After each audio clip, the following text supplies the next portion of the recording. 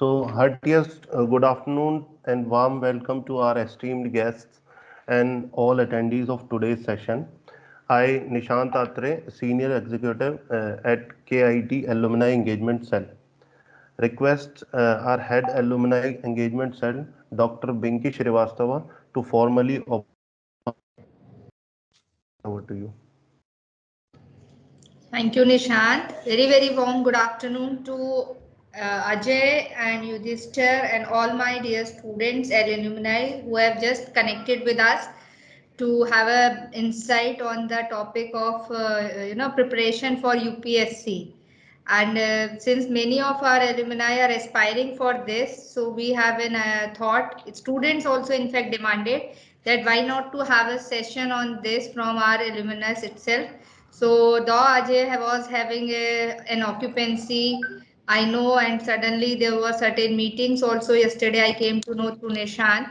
Still, you spare your time and give, you are ready to give it back to your alma mater and to the students. That's a great thing, and we are thankful for that you started with this, and you said that no, ma'am, I will give the session. So we formally welcome you, and I also welcome our member, Yudhishthir, Dr. Yudhishthir. He also has an insight of having a preparation for the government jobs and UPSC. So I think they both are the right candidate. We have picked it up luckily to have an insightful session, and your deliberations will definitely help each one of the student and alumni who are connected right now in getting the preparation for UPSC. So I formally open the session, and over to Nishant to introduce both of our esteemed guests today. Thanks, ma'am, for your kind words. And as we all know, the enrichment of any institution depends on the role played by its alumni. And KITE as an institution is always proud of its alumni excellence in their respective domains. We would like to express our sincere gratitude to the consistent support received from our alumni. Today, we have with us IPS Ajay Kumar Yadav, currently posted in Raebareli as Deputy Superintendent of Police. Mr. Ajay Kumar Yadav is an alumnus of 2010 batch from CSC department, and we also have another distinguished alumnus with us, Joint Secretary of KITE Alumni Association and Professor at Rajkiya Engineering College, Ambedkar Nagar, Dr. Yudhishthir Pandey.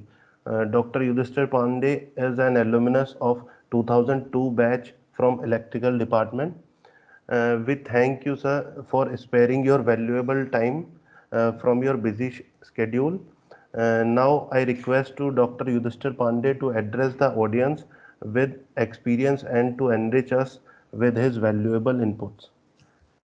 Over to you, sir. Thank you, Nishant. Thank you, Dr. Vinky. I'm here, basically, we are here to start and talking about the preparation about the UPSC. As I went through the questions I had received from the Nishant, and many people have various kind of the questions are there. Few are asking about the time management, few are asking about the optional subject and how to choose the subjects. So I will go one by one. So a few of the topics, like if we are starting preparation about UPSC, if we are planning to start planning for the preparation of UPSC examination. So let me tell you, there are not only this civil services examination, that is CSC UPSC. Apart from that, there are many more exams are conducted by this UPSC and UPPSC also. So I'm talking about here the two things are, one is the UPSC, that is Union Public Service Commission, governed by the central government, and the second thing is UPPSC, that is Uttar Pradesh Public Service Commission, that is Uttar Pradesh Lok Seva Ayog. So both conducts basically these two associations both are basically recruiting the many people for the various government jobs. So apart from CSE, there are many exams, many vacancies are recruited. These recruitments are done by these one, and we'll start with this one. And first, let me focus about this UPSC CSE. As along with me, Mr. Ajay Kumar Yadav is also there, who have been appeared for all these examinations and successfully cleared, and finally he is located in Raebareli and doing this. So there are few of the questions like how should we choose the subject, what are the planning steps. So for these questions, I would invite Mr. Ajay Kumar Yadav to start with this one. If anyone have any specific question, then please wait for that. But first, we will start with this one. So I would hand over to Mr. Ajay Yadav to start with this about the subject selection and about the time management. Yes, over to you, Ajay. Okay. Thank you, Udesh sir. Thanks, Nishant and Binky ma'am. So the preparation for the UPSC. First, I'll give some inputs on UPSC. Then I'll move on to the PCS part. So UPSC is Union Public Service Commission, and it conducts exam every year for some 1,000 or 1,200 posts. So out of those 1,200 or 1,500 posts, there are a few posts जो top rankers जो होते हैं उसमें they are for IAS and IPS, then IRS, then IRTS, railways, income tax, and list goes on. So the ones who are preparing for UPSC, they always target for IAS or IPS, two things, or IFS for that matter. So the preparation starts from the prelims. First of all, you should prepare for prelims. तो prelims और mains के जो subjects हैं, पहले तो आपको उसके ऊपर command होना चाहिए. I should take it in Hindi because I'm comfortable in Hindi. So सबसे पहले तो आपको prelims में सबसे पहले तो आपको पता होना चाहिए कौन से subjects होते हैं. तो those who are totally novice, जिनको कुछ भी नहीं पता है, उनके लिए they should note down the subjects. Actually जो UPSC होता है, prelims में 2 पेपर होते हैं उसमें, GS1 and GS2. तो GS1 comprises of around 9 subjects. It comprises of history, polity, then geography, then economics, environment studies, wildlife, culture, some portion of science, that is specifically in prelims mainly, science. And then in second paper, IR is also there, international relations. Then in second paper, that is CSAT. So CSAT comprises of English, then some portion of Hindi, then some portion of maths, stats. तो ये 2 paper होते हैं इसमें, GS1 और GS2. अच्छा, अब इनको जब प्रीलिम्स आप क्वालिफाई करते हैं तो प्रीलिम्स के बाद फिर आता है मेंस. तो जो प्रिपेयर कर रहे हैं यूपीएससी के लिए, their preparation should be for mains. वो पहले मेंस के लिए ही प्रिपेयर करें. प्रीलिम्स अगर आपकी मेंस की प्रिपरेशन अच्छी है तो प्रीलिम्स तो आपका निकल जाएगा साथ ही साथ. पहले ये होता था कि प्रीलिम्स जो होता था टफ होता था बिकॉज उसमें ऑप्शनल सब्जेक्ट भी आते थे. ऑप्शनल सब्जेक्ट का एक पेपर होता था तो वो थोड़ा टफ हो जाता है. लेकिन जब से प्रीलिम्स में ऑप्शनल सब्जेक्ट हट गया है, प्रीलिम्स मतलब सबके लिए सेम पेपर रहता है, GS1 और GS2. तो उसमें क्या होता है कि इसमें आप मेंस पे अगर आपका कमांड अच्छा है तो प्रीलिम्स की तैयारी साथ साथ होती जाती है. लास्ट का जब एक महीना बचता है प्रीलिम्स एग्जाम का, तब आप स्पेसिफिकली प्रीलिम्स के लिए पढ़िए, क्योंकि प्रीलिम्स बेसिकली ऑप्शनल टाइप होता है. तो उसमें आपको ऑप्शनल है तो मतलब जो ऑप्शंस होते हैं ABCD तो उसके ऊपर होता है, तो इसलिए उसमें बहुत ज़्यादा आपको डीप में नहीं जाना होता है. मेंस में क्या होता है, आपको every question you should answer in 120 words और 150 वर्ड्स और 200 वर्ड्स फॉर दैट मैटर. तो उसमें जो वर्ड लिमिट होती है, तो वर्ड लिमिट में आपको मतलब आपके पास पॉइंट्स अच्छे होंगे तो आप उसमें डिटेल में भी जा सकते हैं और उसको आप अपने आंसर्स को उस हिसाब से अच्छा बना सकते हैं. तो प्रीलिम्स के लिए आपको बेसिकली प्रीलिम्स के लिए स्पेसिफिकली तैयारी नहीं करनी है, आपको तैयारी करनी है मेंस के लिए. अच्छा, अब आपको कैसे तैयारी करनी है.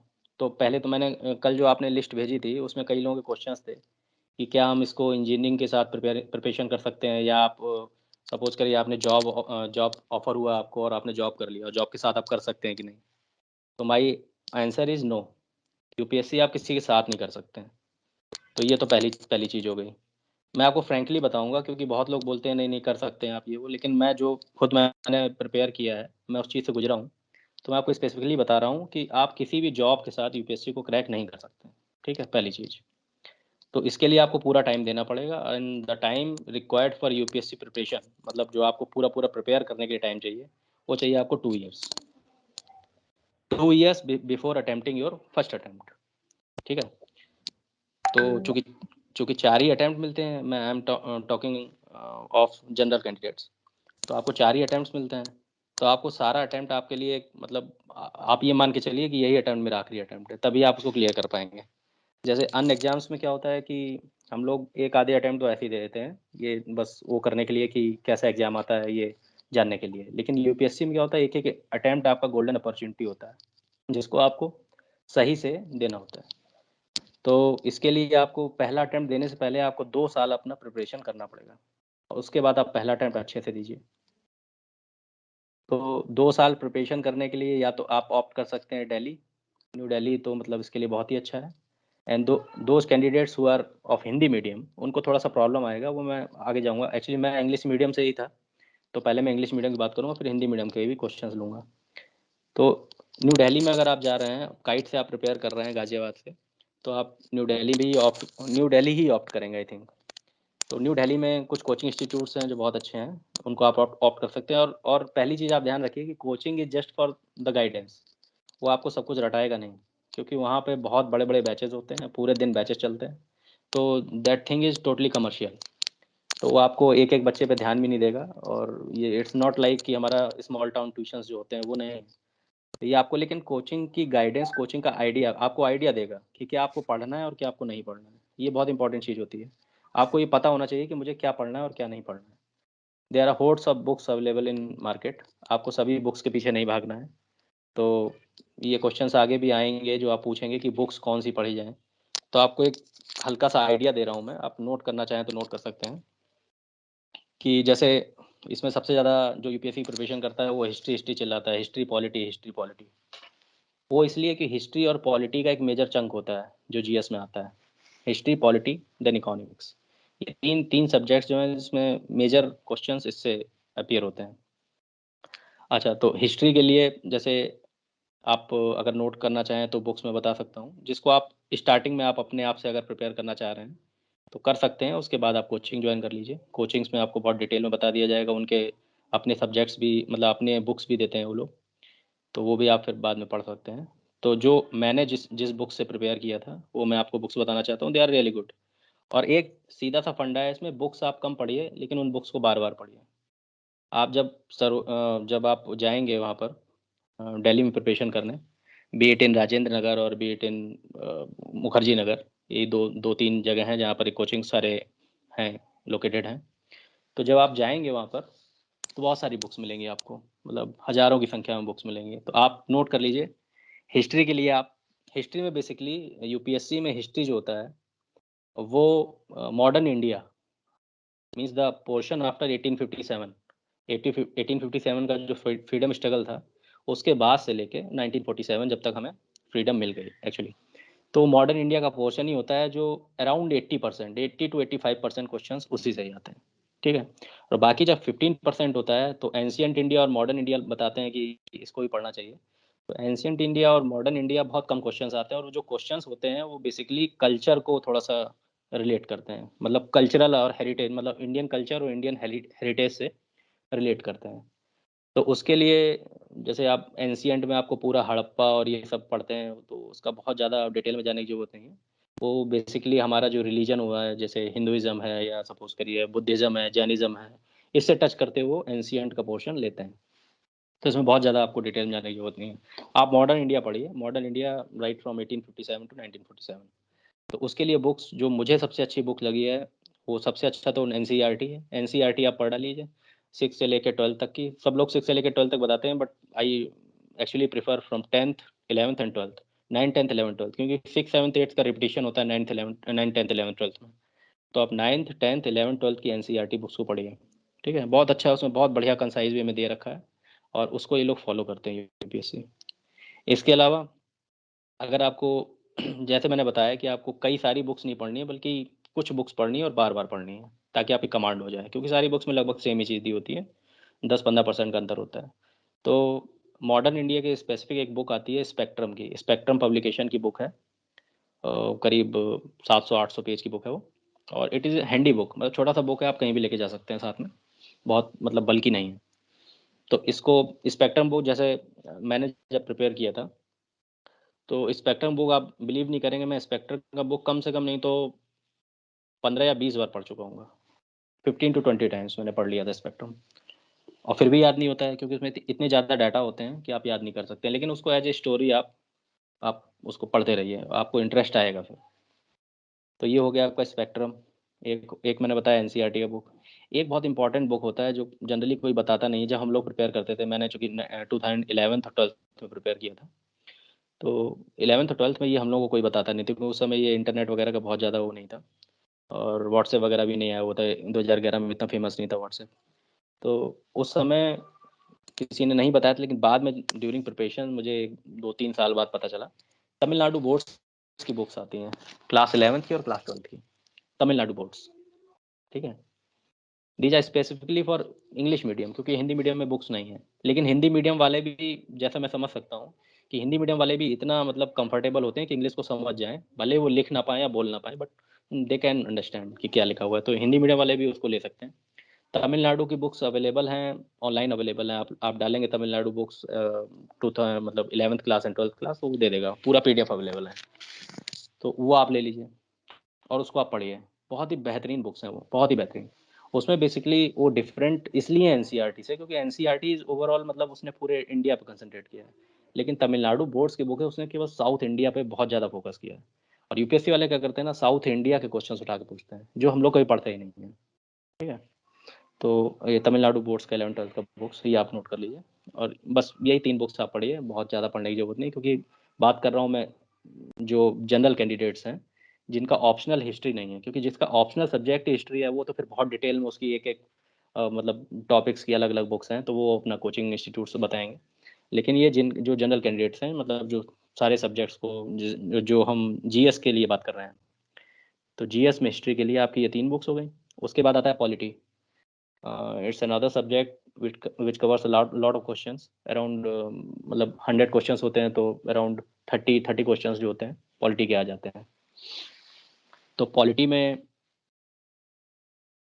एक डिटेल के लिए अगर आपको पढ़ना है तो एक डीडी बासु की बुक है, Indian polity bye DD Basu. काफ़ी मोटी बुक है और काफ़ी डिटेल में दिया हुआ है, तो आप लोग काफ़ी बोर भी होंगे, क्योंकि मैं खुद ही नहीं पढ़ पाता हूँ उसको, बहुत बहुत ज़्यादा डिटेल में दिया हुआ है। तो डीडी बासु आप तब पढ़ें जब आप कुछ उसकी प्राइमरी बुक्स हैं उस पर आपकी कमांड हो जाए, तब आप D D Basu is the last book. ये उनके लिए है कि जो एक्सपर्ट थोड़ा सा हो गए, अपने आप को मतलब अच्छा महसूस कर रहे हैं कि नहीं हाँ मेरी पकड़ है सब्जेक्ट पे, तो वो डी डी बासु के लिए जा सकते हैं। लेकिन डी डी बासु से पहले आपको पढ़ना है विजार्ड्स, एक विजार्ड पब्लिकेशन है, तो विजार्ड की बुक आती है इंडियन कॉन्स्टिट्यूशन, बहुत ही अच्छी बुक है, मतलब इट्स अ वंडरफुल बुक। मैं विजार्ड का भी कई बार मैं पढ़ चुका हूँ, उसमें टॉपिक वाइज दिया, उसमें करीब 30 चैप्टर्स हैं और बहुत अच्छा दिया हुआ है, आप उसको पढ़ें, मज़ा आएगा। विजार्ड पे जब आपकी कमांड हो जाएगी तब आप डीडी बासु पे जाइएगी, डीडी बासु में उसी का डिटेल वर्जन है। इसके बाद अच्छा, दिल्ली में जब आप जाएंगे तो कोचिंग इंस्टीट्यूट, कोई ना एक कोचिंग इंस्टीट्यूट ज्वाइन करेंगे, लेकिन आप जब वहाँ जाएंगे तो सारे कोचिंग इंस्टीट्यूट्स के जो वो होते हैं, आपके स्टडी मटेरियल होते हैं, वो अवेलेबल होते हैं लगभग सभी दुकानों में, फोटोकॉपी फॉर्म में, और उस तरीके से अवेलेबल होता है। तो आप वाजीराम एंड रवि का पॉलिटी का, वाजीराम एंड रवि एक कोचिंग इंस्टीट्यूट है बहुत फेमस राजेंद्र नगर में, उसका पॉलिटी का जो मटेरियल, स्टडी मटेरियल, वो आप ले लीजिए पॉलिटी के लिए, वाजीराम एंड रवि। आपको पता चलेगा कि उसमें उसने हर क्वेश्चन को मतलब बिल्कुल डिफरेंटली टैकल किया है, बहुत अच्छी चीज़ बताता है। इसके अलावा एक साइट है, वेबसाइट, हम लोग टाइम वेबसाइट्स वगैरह का इतना चलन नहीं था, लेकिन अब इससे ज़्यादा हो रहा है, तो पीआरडी की एक वेबसाइट है, पीआरडी आप डालेंगे उसमें दिखा देगा वो, something public research and development करके कुछ है उसका। तो वो क्या करता है, पीआरडी की वेबसाइट्स पे आपको पॉलिटी, एक तो स्टैटिक चीज़ हो गई और एक डायनेमिक चीज़ हो गई। स्टैटिक मतलब जो हमारा कॉन्स्टिट्यूशन बन गया, उसमें कुछ चेंज अभी तक, मतलब जब अमेंडमेंट्स होते हैं तब चेंज होता है। डायनेमिक क्या हो गया, जो नए नए बिल्स आ रहे हैं, नए नए बिल्स जो है पार्लियामेंट में ला रहे हैं, उसको डिस्कशन हो रहा है, फिर उसको बिल्स को साइन होकर फिर वो एक्ट बन रहा है, तो ये डायनेमिक चीज़ हो गई। तो स्टैटिक और डायनेमिक जो चीज़ें के लिए, तो डायनेमिक्स के लिए आप जो है, या आप पीआरडी की साइट देखिए, पीआरडी की साइट में बहुत अच्छा था, हर बिल और हर एक्ट जो है बहुत कंसाइज वे में दिया रहता है, बहुत छोटा छोटा पैराग्राफ्स में आप पढ़ सकते हैं, तो आपको एक अच्छी खासी नॉलेज मिल जाएगी। तो आपको मैंने 4 चीज़ बताई, विजार्ड्स, डीडी बासु, वाजीराम का स्टडी मटेरियल और पीआरडी की वेबसाइट, ये आपका पॉलिटी को कवर कर लेगा लगभग। इसके बाद आप आते हैं ज्योग्राफी पे। ज्योग्राफी में बहुत डिटेल में बुक्स में जाने की ज़रूरत नहीं है, डिटेल में वही जाएंगे जिनका ज्योग्राफी सब्जेक्ट था। जैसे ऑप्शनल सब्जेक्ट मेरा ज्योग्राफी था, तो मैं काफ़ी डिटेल में फिर अलग अलग टॉपिक्स के अलग अलग बुक्स हैं, वो अलग चीज़ है। मैं भी केवल जनरल उसके लिए बात कर रहा हूँ। तो ज्योग्राफी के लिए आप सबसे पहली बुक जो पढ़ेंगे वो पढ़ेंगे physical geography by GC. Leong. ये थोड़ा कोरियन नाम लग रहा है, जी.सी. लियोंग। तो ये ज्योग्राफी में आपकी प्राइमरी जो थिंकिंग है वो बनाएगा। बहुत बहुत अच्छी बुक है, बहुत ही बेहतरीन बुक है। तो जी.सी. लियोंग को आप पढ़िए, बहुत मोटी भी नहीं है, बहुत मतलब 250 पेज की होगी, तो कवर हो जाएगी। इसके अलावा जो जीएस की प्रिपरेशन के लिए आप अरिहंत की मैक बुक्स आती हैं, अरिहंत पब्लिकेशन की मैक बुक, वो अलग अलग सब्जेक्ट्स की निकलता है। मैंने ज्योग्राफी को पढ़ा था इससे, मैक बुक है। तो प्रीलिम्स और मेंस में जीएस के लिए ये ठीक बुक है, अरिहंत की मैक बुक। तो ये 2 बुक इनफ है आपकी ज्योग्राफी के लिए। मैं जीएस की ज्योग्राफी बात कर रहा हूँ, ऑप्शनल की नहीं। अब इसके बाद आप आइए इकोनॉमिक्स पे। इकोनॉमिक्स में आप वाजीरामन रवि का स्टडी मटेरियल है, जो इकोनॉमिक्स का आप अच्छा काफ़ी कवर करेगा। और इसमें भी अरिहंत की मैकबुक आती है, इसको भी आप ले लीजिए। हर साल दर साल वो मैकबुक सेम ही रहती है, बस उसमें बजट का जो पोर्शन है वो चेंज होता रहता है, तो ये आप ले लीजिए। और इकोनॉमिक्स के लिए आप हर साल जो है आपका जो बजट आता है, बजट पे आप कंसंट्रेट करिए, क्या बजट में आया है, तो इकोनॉमिक्स में भी कवर हो जाएगा आपका और करंट अफेयर्स में भी कवर हो जाएगा।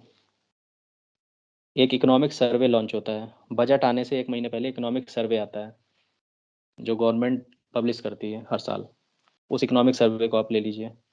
इकोनॉमिक सर्वे बेसिकली आपका मेंस में आंसर राइटिंग के लिए बहुत काम आएगा, क्योंकि उसमें डाटा और उसमें बहुत सारी चीज़ें होती है, चार्ट्स वगैरह बहुत अच्छे अच्छे। तो इकोनॉमिक सर्वे होता है।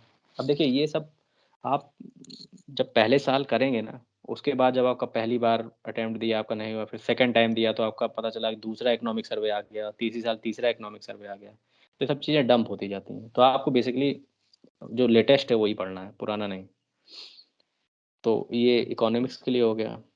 उसके बाद आता है आपका एनवायरनमेंट एंड वाइल्ड लाइफ, बड़ा अच्छा पोर्शन इसका भी आता है। और क्वेश्चन ऐसे आते हैं कि जो आपने नहीं पढ़े हैं तो हिलेंगे नहीं आपसे, तुक्का नहीं मार सकते आप। अच्छा, तुक्का आप यूपीएससी में छोड़ दीजिए, तुक्का यूपीएससी में आपका नहीं लगेगा, सीधी सी बात है।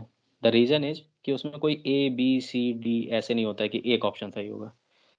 व्हाट दे डू इज कि वो उसमें मल्टीपल चॉइस में भी मल्टीपल चॉइसेस होते हैं आंसर में।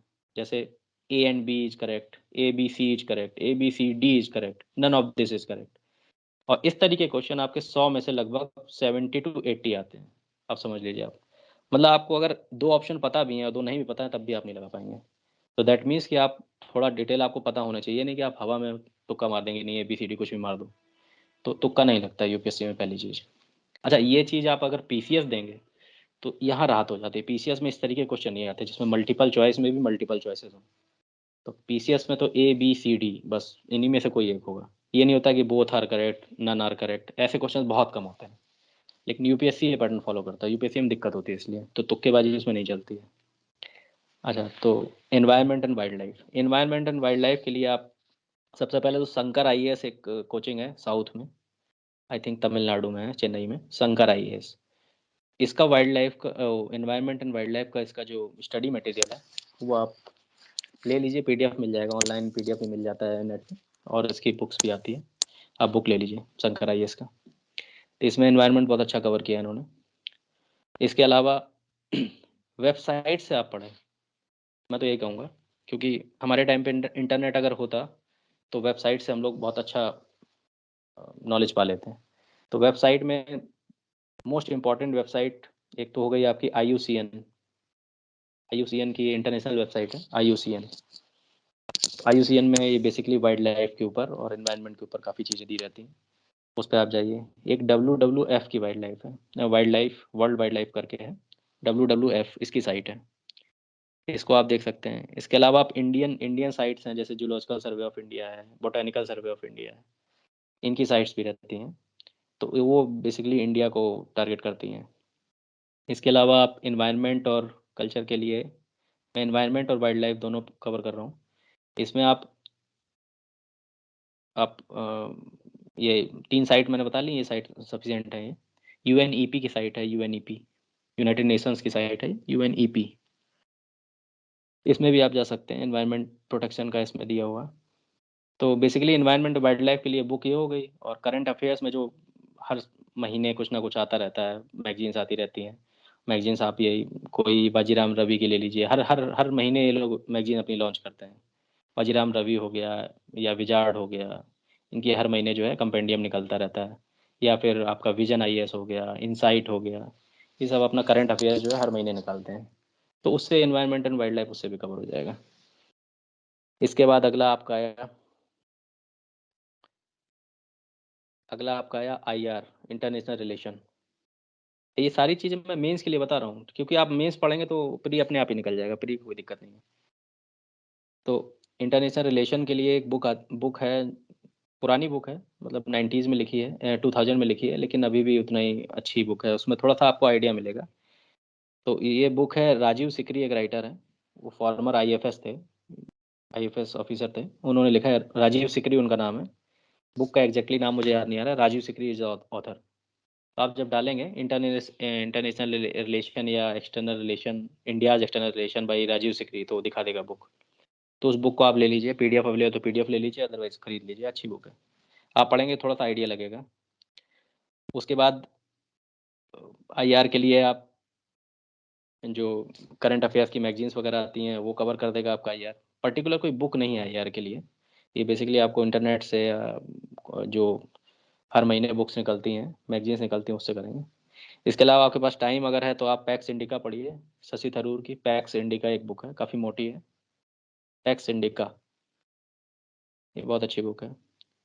बाकी पंडित जवाहरलाल नेहरू ने लिखी है डिस्कवरी ऑफ इंडिया, उसको पढ़ लें, काफ़ी मोटी बुक है वो भी, अगर पढ़ पाएँ तो। 1984 एक बुक है, वॉर एंड पीस एक बुक है। ये सब बुक्स हैं जिसको पढ़ के आप ना एक आइडिया, मतलब एक आपका थॉट प्रोसेस जो है वो बनता है, आंसर राइटिंग में थोड़ा सा फ़ायदा मिलता है उससे। हालांकि मैं आपको ये सब बता रहा हूँ, लेकिन काफ़ी बुक मैंने नहीं पढ़ी, जैसे पैक्स इंडिका मैंने पढ़ी है, राजीव सिकरी पढ़ी है, डिस्कवरी ऑफ इंडिया पढ़ी, लेकिन वॉर एंड पीस और 1984 नहीं पढ़ी। तो ऐसा नहीं कि सारी बुक्स पढ़नी है, लेकिन एक आइडिया आपको बनेगा। अच्छा, उसके बाद साइंस का पोर्शन। साइंस में तो कुछ कोई बहुत टफ नहीं आता है, वही एनसीईआरटी की आप बुक्स पढ़ लीजिए, 9th 10th 11th 12th वाली, हो जाएगा आपका। एनसी मतलब साइंस में बहुत ज़्यादा पोर्शन नहीं आता है, वो हल्का फुल्का पोर्शन आता है। ओजोन क्या है, ओजोन में क्या क्या पाया जाता है, ये सब मतलब बहुत सिंपल क्वेश्चन होता है। विटामिन के क्वेश्चन आते हैं, विटामिन से कौन कौन सी डिजीजेज होती हैं, ये सब ये आप कर लेंगे। इसके बाद आया आपका कल्चर। कल्चर कल्चर में एक तो नितिन सिंघानिया की बुक है, Indian culture by Nitin Singhania, बहुत ही बेहतरीन बुक है, इसको आप ले लें, उसको आप पढ़ लें। इंडियन कल्चर पे आपकी काफ़ी अच्छी कमांड हो जाएगी। इसके अलावा यूनेस्को की साइट पे आप जाइए, वो तो बेसिकली कल्चर के लिए ही डेडिकेटेड है, तो इंटरनेशनल चीज़ें आपको उसमें मिलेंगी। उसके बाद इंडियन कल्चर पे आप अगर इंडियन कल्चर में डांसेस, डिफरेंट डांसेस हैं, फोक सॉन्ग्स, फोक डांसेस और ये तमाम तरीके की चीज़ें हैं, पेंटिंग्स हैं, मॉन्यूमेंट्स हैं, स्ट्रक्चर्स, आर्किटेक्चर्स हैं, तो ये सब जानने के लिए आप CCRT एक साइट है, CCRT की साइट पे आप जाइए, गवर्नमेंट साइट है, इंडियन साइट, तो इसमें आपको बहुत अच्छी चीज़ें मिलेंगी। उसको आप पढ़ लीजिए और उसका प्रिंट आउट ले लीजिए और एक कंपेंडियम टाइप का बना लीजिए, बहुत ज़्यादा मोटा नहीं है, 40-50 पेज में आपका बन जाएगा वो बुक टाइप का, उसको आप पढ़ लीजिए, बहुत ही अच्छा दिया हुआ है। एक बार मैं आपको बता रहा हूँ, जब मैं दे रहा था 2000 मैंने 2010 से प्रिपरेशन शुरू की थी, जुलाई 2010 से, और मैंने पहला अटैम्प्ट अपना दिया था 2012 में, पहला अटैम्प्ट दिया था मैंने यूपीएससी का। तो आप बिलीव नहीं करेंगे, CCRT मेरे को किसी ने बताया नहीं था, मैं अपने आप ही कहीं से पढ़ पढ़ा के मैंने CCRT देखा, और उसकी साइट पे जो मैं, जैसे कल एग्ज़ाम है मेंस का, और मैंने आज रात में CCRT की साइट पढ़ी, और बिलीव करिए मैंने CCRT की साइट पे जो एक पर्टिकुलर चैप्टर था वो पढ़ा, और सेम टू सेम वही चैप्टर सेम टू सेम आ गया अगले दिन। मतलब ऐसा बहुत ही रेयरली होता है कि यूपीएससी वो चीज़ दे दे जो आप पढ़ के जाएं एक दिन पहले। मेरे साथ ऐसा हो चुका है। तब से मैं सबको रिकमेंड करता हूँ सीसीआरटी की साइट जरूर पढ़ो, कि मुझे लगा कि सर ये इसको फॉलो जरूर करते हैं सीसीआरटी, क्योंकि गवर्नमेंट की साइट है, गवर्नमेंट चूंकि सेट करती है पेपर, तो उस चीज़ को वो टच करते हैं, तो ये आपका कल्चर कवर कर देगा। इसके बाद आपका इंटरनल सिक्योरिटी आता है। इंटरनल सिक्योरिटी का मतलब इंटरनल सिक्योरिटी भी हो गया, इसमें एक्सटर्नल सिक्योरिटी भी आ गया, जैसे पाकिस्तान के साथ क्या चल रहा है, चाइना के साथ क्या चल रहा है, इंडिया में माओइज्म और ये सब में क्या चल रहा है। तो इसके लिए एक बहुत अच्छी साइट है IDSA, IDSA, IDSA, IDSA, D for dog. इसमें आप जाएंगे तो बहुत सारे आर्टिकल्स रहते हैं, डिस्कशंस रहते हैं, उसमें काफ़ी अच्छी चीज़ें रहती हैं। और बाकी इंटरनल सिक्योरिटी में बहुत ज़्यादा क्वेश्चंस नहीं आते हैं, तो आप कोई सी बुक ले सकते हैं, मार्केट में बहुत सारी बुक्स अवेलेबल हैं। नहीं तो जो आप जिसमें कोचिंग करेंगे आप, तो वो वही आपको मटेरियल दे देगा, उससे भी हो जाएगा। अच्छा, इसके बाद फिर आया आपका हिंदी। ठीक है, क्योंकि जब मेंस आप देंगे तो मेंस में टोटल 9 सब्जेक्ट होते हैं। ठीक है, 9 में 4 तो आपके हो गए GS, जनरल स्टडी, जो मैंने आपको सब्जेक्ट्स बताए। तो GS1, GS2, GS3, GS4, ये सारे पेपर उसी में। GS1 में अगर हिस्ट्री और पॉलिटी आ गया तो GS2 में मुझे एग्जैक्ट उसका पता नहीं है किसमें क्या है, काफ़ी दिन हो गया मुझे छोड़े हुए। तो फोर्थ पेपर एथिक्स का होता है। अच्छा, एथिक्स मैं भूल गया था, आप एथिक्स को भी नोट कर लें। एथिक्स होता है GS4 में। तो एथिक्स में क्या है कि एथिक्स में आप इग्नू इग्नू जो एक हमारी ओपन यूनिवर्सिटी है, Indira Gandhi national open university, तो इग्नू का इसमें एक कंपेंडियम है एथिक्स के ऊपर। तो फोटो कॉपी शॉप्स में दिल्ली में तो अवेलेबल है, ऑनलाइन भी आपको मिल जाएगा इग्नू का मटेरियल, तो वो आप ले लीजिएगा, वो काफ़ी हेल्पफुल होता है। और बाकी एथिक्स के लिए आप कई ऑथर्स हैं, आप देख लीजिएगा ऑनलाइन, तो मिल जाएगा आपको।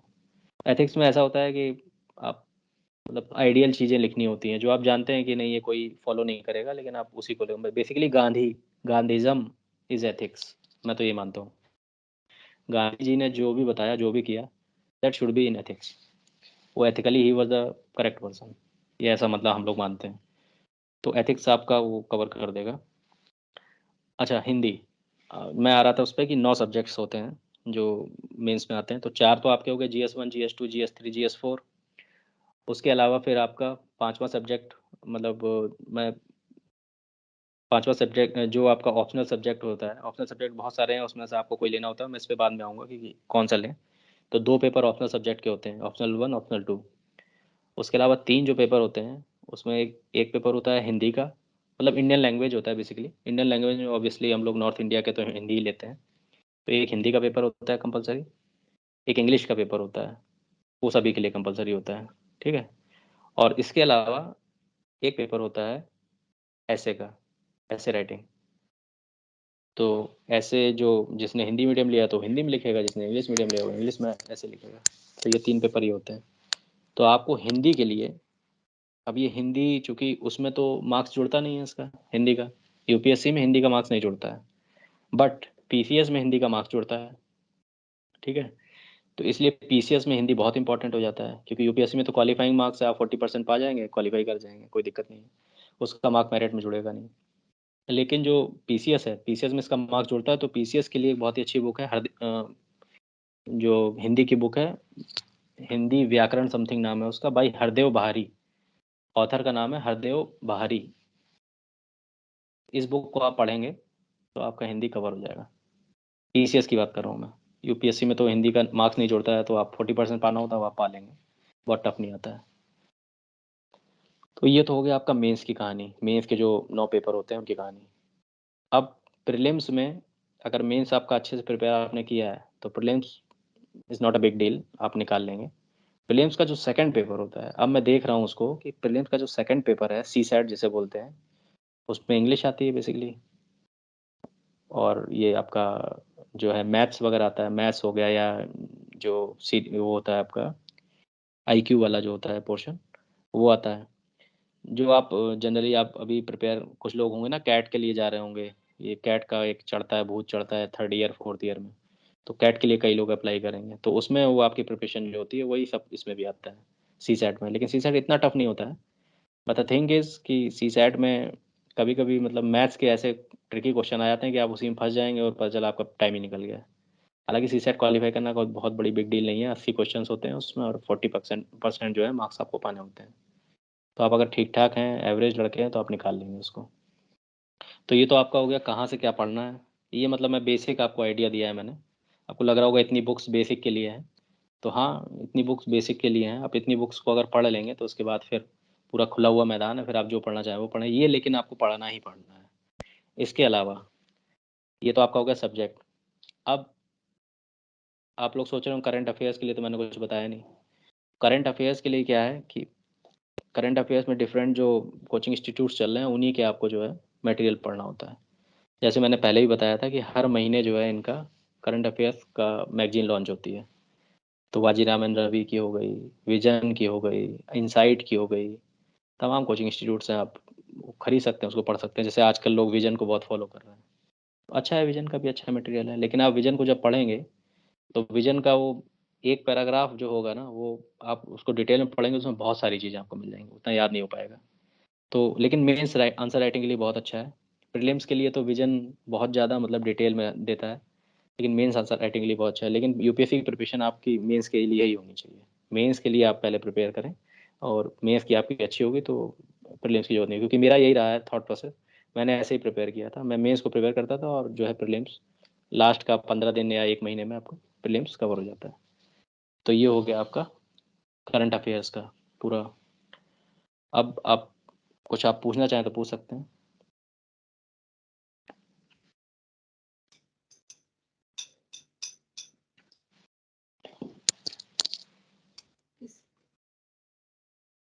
Now we have a hand raised. I guess there's a question. Please go ahead.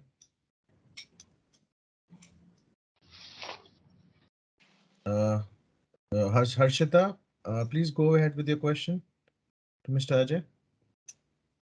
Sir, good afternoon. Yeah, good afternoon. Sir, am I audible? Yeah, audible. Go on. Okay. I have one query regarding optional subject. Yeah. Yes, you were saying that you will tell us later about optional subject which you should opt on and whatever. So please show some light on that also. Okay, so the first problem with the engineering student is कि क्या हम engineering का subject ले सकते हैं कोई? My answer is no.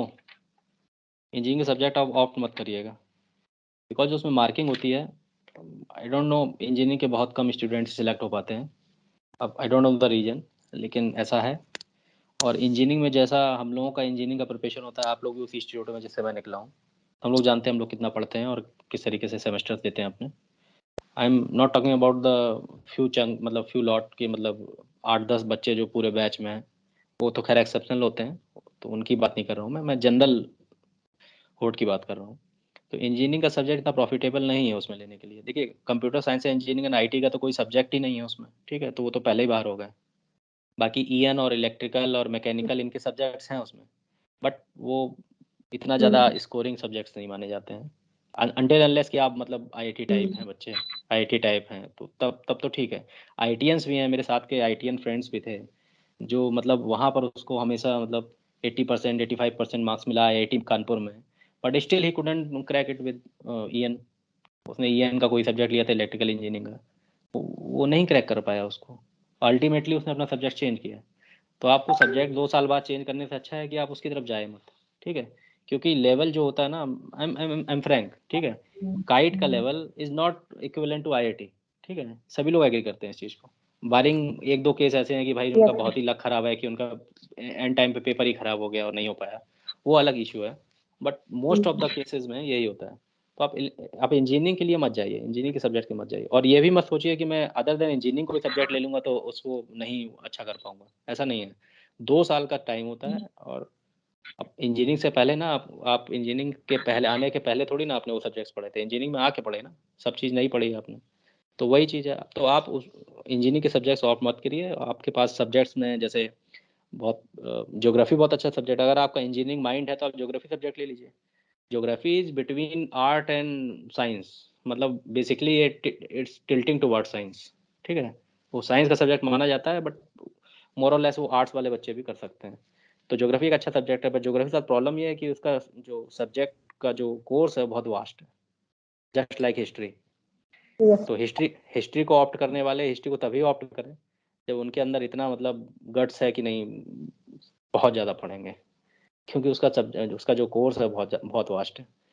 और यही सेम चीज़ ज्योग्राफी में भी, ज्योग्राफी का कोर्स वास्ट है, लेकिन बट थोड़ा साइंटिफिक टेम्पर चाहिए उसमें, तो थोड़ा सा ईजी हो जाता है। आप पब्लिक एडमिनिस्ट्रेशन के लिए जा सकते हैं, बहुत अच्छा सब्जेक्ट है पब्लिक एडमिनिस्ट्रेशन। ठीक है, इसका Yes, जो sir, है मैंने यही चूज किया। पबैड, आपने पबैड चूज किया है। Yes, पब्लिक एडमिनिस्ट्रेशन चूज करा है, तो ठीक मुझे है, इसके लिए बेसिकली एडवाइस चाहिए, बुक कौन सी मैं ले सकती हूँ, नोट्स या जो भी आप मुझे सजेस्ट पब्लिक करें। एडमिनिस्ट्रेशन के लिए देखिए, एक्चुअली मैं तो यार 2011 में मैंने किया था, तब का थोड़ा सा कोचिंग्स अलग थे। अब मैं तो नया गया तो मुझे पता ही नहीं था कि क्या पब्लिक एडमिनिस्ट्रेशन किस में। मुझे तो ये पता है ज्योग्राफी कोचिंग कौन सी अच्छी है। पब्लिक एडमिनिस्ट्रेशन तो मैंने जिसमें ज्योग्राफी में लिया था, तो उसी कोचिंग इंस्टीट्यूट मैंने पब्लिक एड भी कर लिया। हालांकि पब्लिक एडमिनिस्ट्रेशन में कोचिंग की जरूरत नहीं है, सही बात तो ये है। इसमें आप मटेरियल ले लीजिए, और मटेरियल आप जब लेंगे तो आप देखेंगे ना, मटेरियल में बेसिकली मटेरियल से अगर आप पढ़ेंगे, क्योंकि मैंने एक बहुत बड़ी गलती की थी, मैंने मटेरियल से पढ़ा था। तो पहला अटेम्प्ट तो मुझे समझ में नहीं आया कि मतलब एक्चुअली ये कहना क्या चाह रहा है, क्योंकि मटेरियल में होता क्या है ना, वो 4-5 बुक का कट पेस्ट करके एक टॉपिक में डालते, तो उसमें सिंक्रोनाइजेशन नहीं मिलता है आपको। मतलब विद इन पैराग्राफ आपको सिंक्रोनाइजेशन नहीं मिलेगा, कि एक पैराग्राफ के बाद दूसरा पैराग्राफ उसको सिंक्रोनाइज नहीं कर रहा। हो सकता है उसने एक पैराग्राफ कहीं से कट पेस्ट किया है, दूसरा पैराग्राफ कहीं से कट पेस्ट किया है, तो बेसिकली वो कट पेस्ट करके अपना मटेरियल बनाते हैं।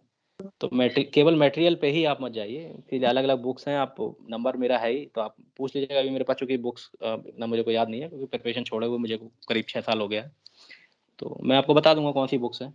बट हाँ, Okay. थिंकर्स के लिए मैं बता सकता हूँ। थिंकर की चूंकि मुझे बुक याद है, प्रसाद एंड प्रसाद की एक इंडियन थिंकर की बुक है। थिंकर, सॉरी, इंडियन थिंकर नहीं, थिंकर्स, क्योंकि इसमें एडमिनिस्ट्रेटिव थिंकर्स आते हैं। Thinkers. हाँ, थिंकर्स। Okay. तो थिंकर्स के लिए एक बुक है, नाम Prasad and Prasad, book by Prasad and Prasad, वो डाल देंगे आपको मिल जाएगा। ये बहुत अच्छी बुक है, तो इसको आप Okay. पढ़ सकते हैं फिलहाल। और कोई? Okay. Yeah, I think आपसे Anvay has connect got a करने question. के लिए details, Sorry, go ahead, please. Sorry, No, please go ahead.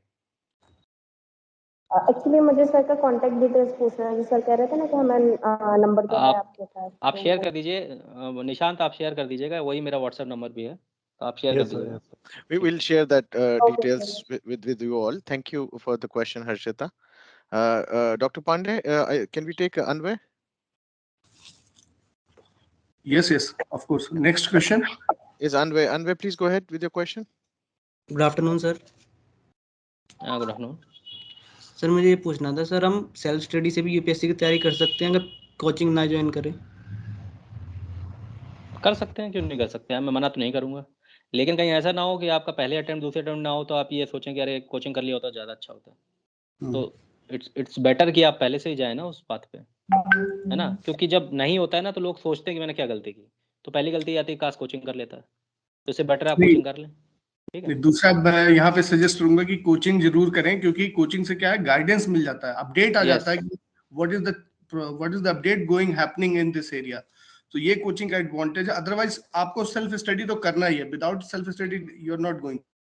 देखिए ये this is the harsh truth कि यूपीएससी आप पहले अटेम्प्ट में क्रैक नहीं कर पाएंगे। ठीक है, this is the harsh truth, क्योंकि जो पहले अटेम्प्ट क्रैक करता है उसका पेपर में भी आता है कि इन्होंने पहले अटेम्प्ट में निकाल लिया। That is the difficulty level of UPSC. ठीक है, तो आप क्यों मतलब अपना अटेम्प्ट बर्बाद करना चाह रहे हैं? तो आप मतलब कोचिंग के थ्रू जाइए, आपको गाइड करेगा कोचिंग वाला, आपको ये पता चल जाएगा ना मुझे क्या पढ़ना है और क्या छोड़ना है। यूपीएससी इज ऑल अबाउट कि क्या आपको छोड़ना है, इट्स नॉट अबाउट कि क्या आपको पढ़ना है।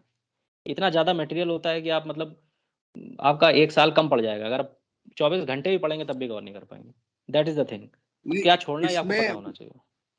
इसमें ये मैं बोलूंगा कि जो लोग यूपीएससी प्लान कर रहे हैं, वो अगर जैसे बहुत ज्यादा कोचिंग के कोर्स नहीं, तो फिर वो लोग थर्ड ईयर से ऑलरेडी मतलब डिसाइड कर ले, मटेरियल्स डिसाइड कर ले, 100% सिलेबस के लिए श्योर कर लें कि सिलेबस क्या है उनके पास, उनको क्या प्लान करना है।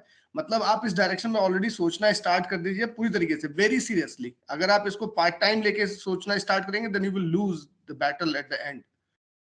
तो आप इसको ऑलरेडी थर्ड ईयर से पूरी तरीके से प्लान कर लीजिए, और ये मान के चलिए you are completely dedicating your time towards the these 2 years। जो जैसा कि अभी अजय ने बोला कि हमें 2 साल बहुत जबरदस्त तरीके से प्रिपेयर करना है, then you will go for the first attempt. तो ये प्लानिंग का पार्ट होना चाहिए आपका। और मैं बोलूंगा कि जो 2-3 चीजें हैं जो बहुत स्पेसिफिकली जिसके पे हमें बहुत ज्यादा फोकस्ड होना चाहिए। एक तो आपको ये 100% अपने सिलेबस का फुल आइडिया होना चाहिए। और मैं यहाँ पे अजय को मतलब आई विल से कि this is very good since Ajay has cracked this exam. तो अजय ने बहुत अच्छा मतलब इन्होंने जो जैसे हिस्ट्री हुआ या पॉलिटी हुआ या कल्चर हुआ या हिंदी हुआ, इनके लिए जो इन्होंने टॉपिक्स है जो कंसाइज, इन्होंने बहुत कंसाइज मटेरियल दिया है। This is very helpful and it will be helpful. तो ये मैं बोलूंगा कि अगर आप मिस कर गए हैं तो रिकॉर्डिंग लीजिए, फिर से इसको नोट करिए, एक एक बुक बहुत यूजफुल है। एंड एक बात और मैं बोलूंगा कि ऐसा नहीं है, जैसे एक बहुत कॉमन क्वेश्चन मैंने देखा था कि कई लोगों ने पूछा कि क्या मैं पढ़ाई के साथ या फिर जॉब के साथ, तो देखिए जॉब के साथ तो मैं बोलूंगा कि आप रिस्क मत ही लो, जॉब आप छोड़ के इसको करिए। अगर कई लोग ये बोल रहे हैं कि सर मेरे पास प्लान बी नहीं होगा, तो मैं बोलूंगा कि प्लान बी के लिए इतना मत सोचिए। यू हैव मतलब keep faith in your self and come with the full preparation. दूसरा मैं बोलूंगा कि जैसे बहुत से लोग पूछ रहे होंगे कि सर मैं तैयारी शुरू कर दूंगा 3rd ईयर से, तो फिर मेरा बीटेक का कैसे चलेगा। तो मैं बोलूंगा कि इसके लिए you will have to plan और आपको एक्स्ट्रा टाइम इन्वेस्ट करना। मैं ये बोल रहा हूँ कि आप, अब मैं ये नहीं बोल रहा हूँ कि बिफोर जैसे 9 to 5 आपकी क्लासेस चल रही हैं, तो मैं ये बोलूंगा कि आप 100% ये मेक श्योर करिए, अपना माइंडसेट सेट कर लीजिए कि 5 से पहले तो मैं नहीं देखूंगा, लेकिन उसके बाद मुझे पर डे 3 से 4 घंटे अपने यूपीएससी के लिए डेडिकेट करना है। तो ये एब्सोल्युटली आपके मतलब स्टाइल ऑफ प्रिपरेशन पे डिपेंड करेगा और आपको डिसिप्लिन तो शो करना ही पड़ेगा। Yes, any more question? Absolutely. Yes, I think that the first one is now Khushbu. Khushbu, आपका सवाल रखिए please. Very good afternoon sir. Good afternoon. Sir जो यूपीएससी में हमारा इंटरव्यू स्टेज होता है, लास्ट स्टेज, तो उसमें जो हमें डैफ फिल करना होता है, डिटेल्ड एप्लीकेशन फॉर्म, तो सर उसमें मुझे जानना है आपकी सर्विस प्रेफरेंस क्या थी? सर्विस प्रेफरेंस, देखिए सर्विस प्रेफरेंस में वही है आप देखिए शुरू के टॉप सर्विसेज जो होती हैं 3-4, वो तो सब लोग वही फिल करते हैं। सबसे पहला आईएएस होता है, आईएएस के बाद फिर आपका आईपीएस होता है। अब कुछ लोग आईपीएस को पहले रख देते हैं, आईएएस को बाद में रख देते हैं, वो अपने अपने चॉइस के ऊपर डिपेंड करता है। उसके बाद आईएफएस होता है, इंडियन फॉरेन सर्विसेज। अच्छा, Indian foreign services top rankers को मिलता है, ठीक है। तो आप अगर तीसरी चॉइस पे रखना है तो वैसे भी आपको नहीं मिलेगा। तो आईएएस, आईपीएस और आईएफएस, इन तीनों को आप जगल कर सकते हैं, किसी भी पोजीशन पे आप रखिए अपने हिसाब से। और उसके बाद फिर आपका आता है IRTS, railway and traffic services आता है। फिर एक आईपीएफ एक और होता है, इंडियन पोस्टल सर्विसेज होता है, वो आता है। फिर आपका इंडियन रेवेन्यू सर्विसेज IRS। होता है, आईआरएस। अब आईआरएस को कई लोग चौथे नंबर पे रखते हैं, आईआरटीएस को नीचे रखते हैं। मैंने आईआरटीएस को ऊपर रखा था क्योंकि मैं रेलवे का बहुत सारे जो उसके साथ में एवेन्यूज आते हैं उनको एंजॉय करना चाहता था, तो मैंने आईआरटीएस ऊपर रख दिया था। वो अपने हिसाब से आप रेवेन्यू को ऊपर रख दीजिए, रेलवे को नीचे रख दीजिए। तो ये 6-7 सर्विसेज होती हैं जो मतलब आप रख सकते हैं। उसके बाद इसमें नीचे की सर्विसेज तो चूंकि 18-19 सर्विसेज होती हैं, तो सारे का आइडिया भी नहीं होता, फिर आपको उसी ऑर्डर में आप लगाते जाइए।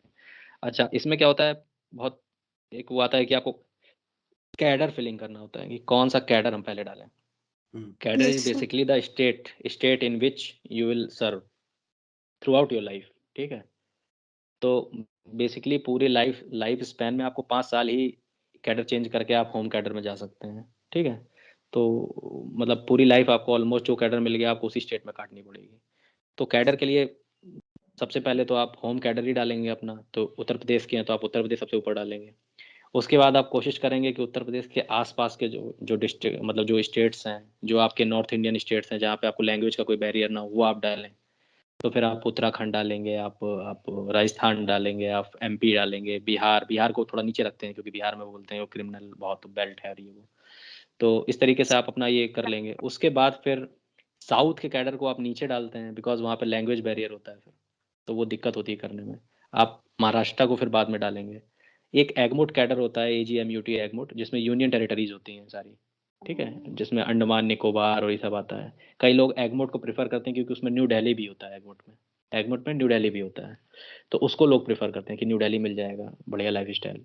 या उसमें कुछ नहीं मिलेगा तो आपको अंडमान निकोबार ही क्या पता मिल गया, जैसे मेरे साथ के एक डीसी है वो अंडमान निकोबार में है, तो आपको देखने में तो बहुत अच्छा लगेगा यार, अंडमान निकोबार इतनी अच्छी जगह है, लेकिन आपको पूरी जिंदगी वहाँ काटनी है, 30 साल 35 साल आपको अंडमान निकोबार में आप काट लेंगे, तो मुश्किल होता है थोड़ा सा।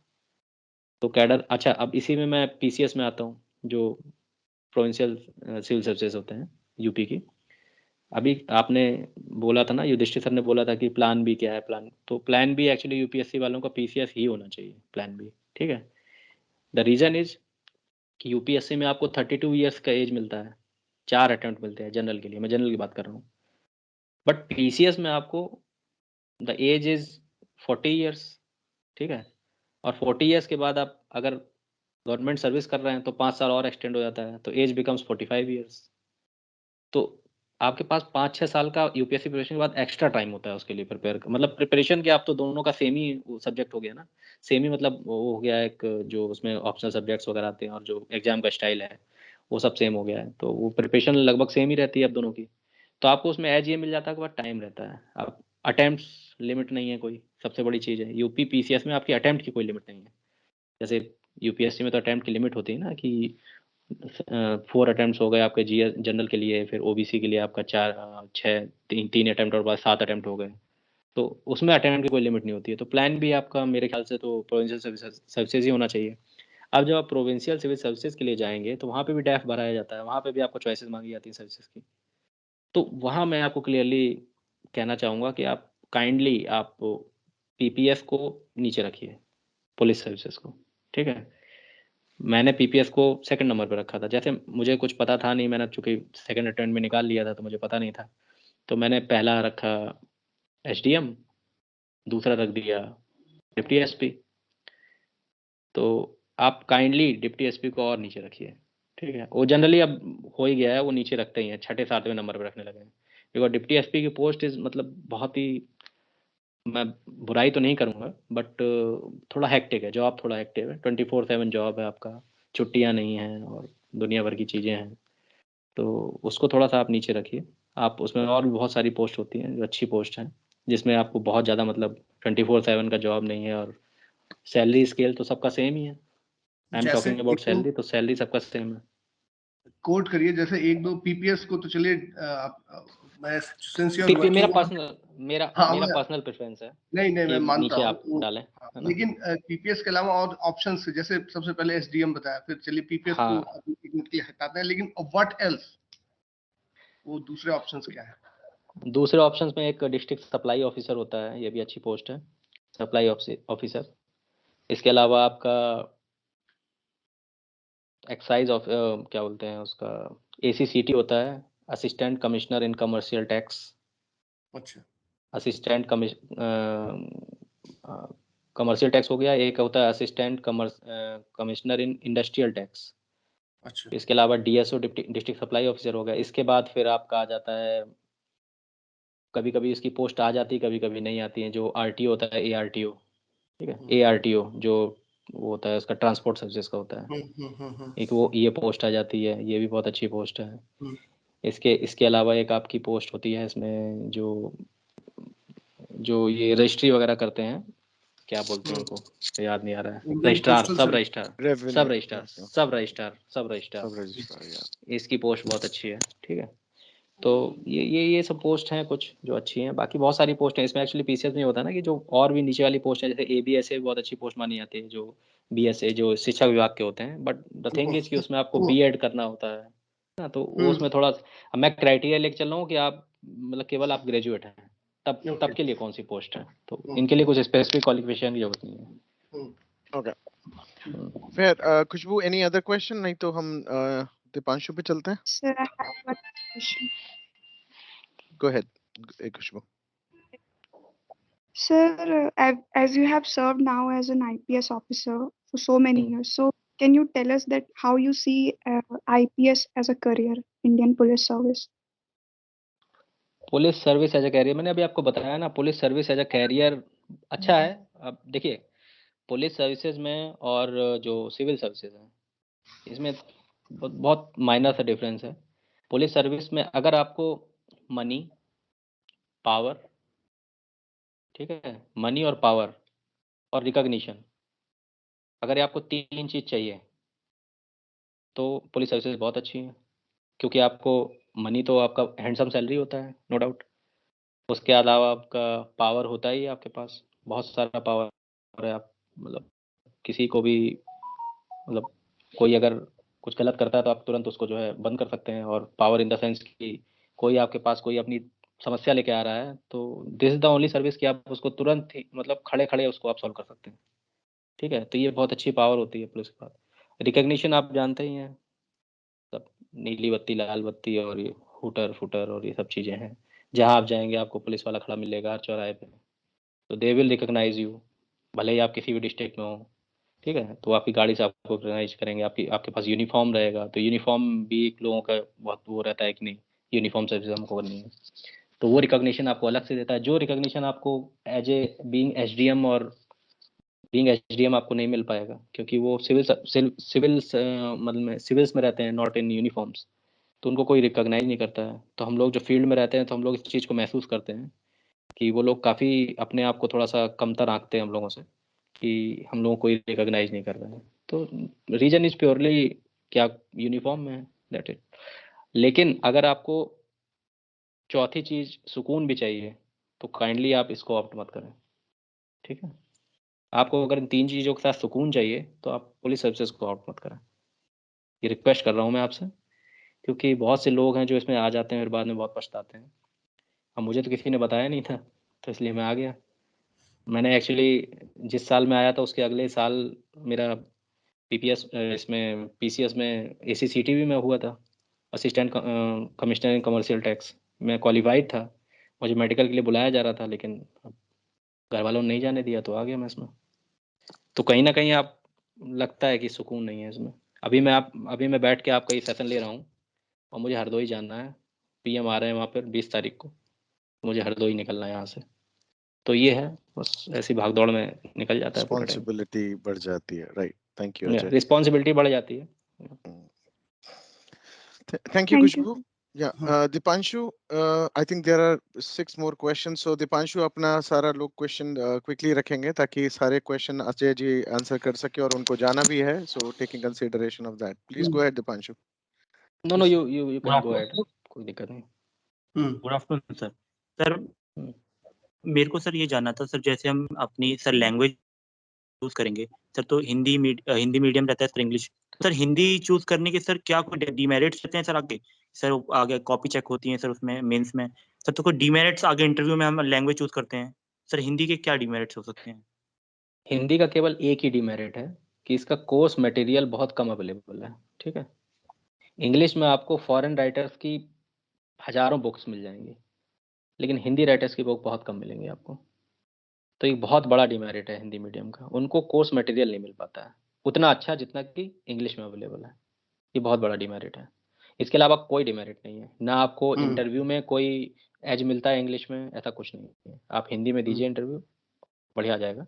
ठीक है, और बस ये एक ही डिमेरिट है, आपको कोर्स मटेरियल अवेलेबल नहीं बहुत ज़्यादा, और कोचिंग्स भी बहुत कम है, जैसे दृष्टि और ध्येय, यही 2 टॉप कोचिंग्स हैं इसमें। तो इंग्लिश में बहुत सारा मटेरियल अवेलेबल है, और इंटरनेट पे सब देख ही रहे हैं, सब कुछ इंग्लिश में ही अवेलेबल रहता है सारा मटेरियल। तो ये सब चीज़ें हैं, लेकिन हाँ अब हिंदी में थोड़ा सा जब से यूट्यूब वगैरह पे लेक्चर शुरू हुए हैं तो थोड़ा सा राहत मिली है, लेकिन फिर भी अब आपके पास जब तक रिटेन मटेरियल नहीं होगा ना, आप क्या पढ़ोगे? लेकिन मैं यहाँ पे दीपांशु को एक बात क्लियर करूंगा कि हिंदी इज मोर बेनिफिशियल। पता नहीं अब शायद आप ऐसी जगह पे हैं जहां पे आपको ऐसा लग रहा है कि English is the power, but it's not like that. If you are coming for UPSC और यूपीपीएससी मतलब आप आईएएस या पीसीएस का एग्जाम देने जा रहे हैं, तो हिंदी इज मोर बेनिफिशियल। आप हिंदी को कमजोर समझ रहे हैं, हिंदी इज वेरी स्ट्रांग। और उसका सबसे मतलब एग्जाम आप एक बार उस जगह पे पहुंचे देन यू विल रियलाइज। और मैं एक बात और बोलूं, इंटरव्यू में आप हिंदी में बात करते हैं तो ये नहीं है कि आप कम हो गए। अच्छा, मैं इसमें विद योर परमिशन ऐड करना चाहूँगा कि Hindi is better in provincial civil services. आप पीसीएस जब देंगे ना तो हिंदी बेटर है, क्योंकि आपका कंपटीशन हिंदी वालों के साथ ज़्यादा होगा। लेकिन आप जब यूपीएससी देंगे तो कंपटीशन विल बी साउथ के जो रहते हैं ना बंदे, उनका, चूंकि देखिए बेसिक सी चीज़ है, साउथ में स्टडी का जो जो जो स्टैंडर्ड है वो यहाँ से अच्छा है, नो डाउट। वो एक्चुअली फिफ्थ क्लास 6 क्लास से ही मतलब उनका सब अच्छा स्टैंडर्ड रहता है। लेकिन यहाँ पर हम जब हाई स्कूल इंटर कर लेते हैं तब याद आता है कि अब क्या करें, ये चीज़ वहाँ नहीं होती। तो साउथ वाले, उनका चूंकि अब इंग्लिश में उनका इंग्लिश मीडियम भी रहता है, तो पूरा उस पर कमांड भी उनका अच्छा होता है और उनका पढ़ने का स्टैंडर्ड, तो आपका कंपटीशन जो साउथ वालों से रहता है, तो थोड़ा यूपीएससी में हिंदी मीडियम के लिए टफ हो जाता है, बट पीसीएस में तो अच्छा है, हिंदी का ही लॉट पूरा हो रहता है वहाँ तो। Okay, then we have next question. Dipanshu, you done with your question? Yes sir, thank you Okay, sir. then as per the queue, मैं numbering देख रहा हूँ. ऋषभ आ जाते हैं. ऋषभ यादव, आपका question please. Good afternoon, sir. This is Rishabh here. Yeah, Rishabh. So my question is कि sir, during the preparations, the syllabus of UPSC is so vast, sir. So sir, how much syllabus करना पड़ेगा sir, मतलब कितना syllabus करना पड़ेगा complete कि UPSC qualify कर जाए? मैं मेंस की बात कर रहा हूँ सर. और सर दूसरा क्वेश्चन मेरा ये है कि sir like for example if you are preparing for the exam, so हम क्या सर इंटरव्यू की भी प्रिपरेशन साथ साथ में करते रहें, या फिर सर पहले एग्जाम क्लियर करें देन उसके बाद इंटरव्यू की प्रिपरेशन स्टार्ट करें? देखिए, इंटरव्यू सबसे पहले तो आपका ये कोर्स मतलब कितने से हो जाएगा, तो माय आंसर इज कि यूपीएससी एक ऐसा एग्जाम है जिसमें आपको सब कुछ पढ़ना पड़ेगा. It's not like engineering. मेरी सीएस ब्रांच थी, हम लोग को चैप्टर्स छोड़ के चले जाते थे कि नहीं हो जाएगा, इसमें तो नहीं आएगा कुछ. इसमें वो चीज़ नहीं है, ये आपको एज यहाँ पर नहीं मिलेगा. आपको उसमें जो कोर्स है आपको एक बार तो पूरा टच करना ही पड़ेगा. हाँ, लेकिन मैं एक चीज ऐड करना चाहता हूँ कि जैसे इनकी बातों से मुझे ऐसा लग रहा है कि he is basically fighting with infinite, मतलब उनको ऐसा लग रहा है कि सिलेबस इज अनबाउंड. ऐसा नहीं नहीं, ऐसा नहीं है. आपको सिलेबस बाउंड है ना, मैंने आपको 10 बुक्स बताई ना. हाँ, तो फर्स्ट पेज से लास्ट पेज तक बाउंड हो गया ना वो. हाँ, और उसके बाद आप ऐड करते जाइए, जो वेबसाइट्स वगैरह से आप पढ़ेंगे करंट अफेयर्स, उसका कोई लिमिट ही नहीं है ना. लेकिन आप बुक्स को पढ़ेंगे तो मेजर चंक तो आपका उसी में बाउंड हो गया ना. हाँ, पढ़ना ज्यादा पड़ेगा, लेकिन ऐसा नहीं है कि आप कंप्लीट नहीं कर पाओगे या इनफाइनाइट है, कुछ भी कोई पूछ लेगा, ऐसा नहीं है. मैंने आपको बताया ना कि 100% श्योर करिए पहले कि सिलेबस क्या है. You should know what is your syllabus, और कवर आप कर लेंगे, ये भी जान लीजिए. और मैं आपको एक बात और बोलूंगा, यहाँ पे एक डाउट आपको क्लियर करूंगा कि जो सब्जेक्ट्स आप लेंगे, जैसे ये जो आर्ट साइड वाले सब्जेक्ट हैं, जैसे हिस्ट्री हुआ, जियोग्राफी हुआ, ये पढ़ना आसान है, मतलब इनको आप बहुत तेजी से पढ़ते हो. वो इंजीनियरिंग वाले सब्जेक्ट नहीं है. एक्चुअली प्रॉब्लम क्या आती है इलेक्ट्रिकल इंजीनियरिंग के अंदर कि अगर आप रोटेटिंग मशीन के अंदर जाके आप रोटेशन और उसकी वाइंडिंग को प्रॉपर नहीं आप देखोगे, आप उसको इमेजिन भी नहीं कर पाओगे, तो फिर it's difficult for you to solve that question. लेकिन अगर आप हिस्ट्री में कुछ हिस्ट्री के टॉपिक्स जानते हो, आपने एक बार पढ़ा है, उसको समझा है कि शिवाजी कहाँ लड़े, फिर या फिर रानी लक्ष्मीबाई किस तरीके से की, तो फिर आप समझ जाओगे, आसानी से कर जाओगे. कहने का मतलब ये है. So yes, please, Ajay, you please continue. Yeah, I agree with Yudhishthir sir. तो सिलेबस ऐसा नहीं है कि इनफाइनाइट है, सिलेबस इज फाइनाइट. जो आपको बुकलेट मिलेगी ना, उसमें सिलेबस में टॉपिक्स भी लिखे होंगे ना, क्या क्या आपको पढ़ना है. अब आपका आ गया कि इंटरनेशनल अफेयर्स. अब इंटरनेशनल अफेयर टॉपिक तो एक हो गया ना, but that topic goes north and south east west. पढ़ते रहिए इंटरनेशनल रिलेशंस, क्या क्या रिलेशन है.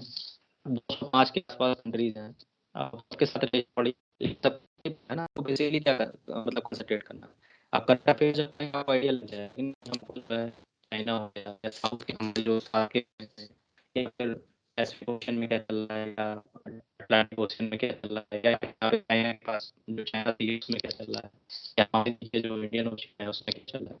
तो वो चीजें हैं, तो इंटरनेशनल रिलेशन वो उसमें जाता है. तो फाइनाइट है, इनफाइनाइट नहीं है. आपको वही है जो बुक्स है, मैंने कहा ना कि आपको बहुत ज्यादा बुक्स नहीं पढ़नी है, लेकिन एक बुक को कई बार पढ़ना है. आप जो पढ़ना है उसका कमांड हो आपका.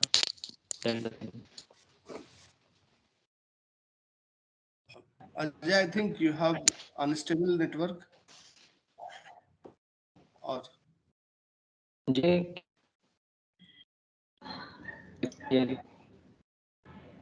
Your voice is distorting, I guess. You may switch off the video and then connect. Sorry, I can't hear you. What you're saying? Maybe some network issues. Yeah, network issue is there.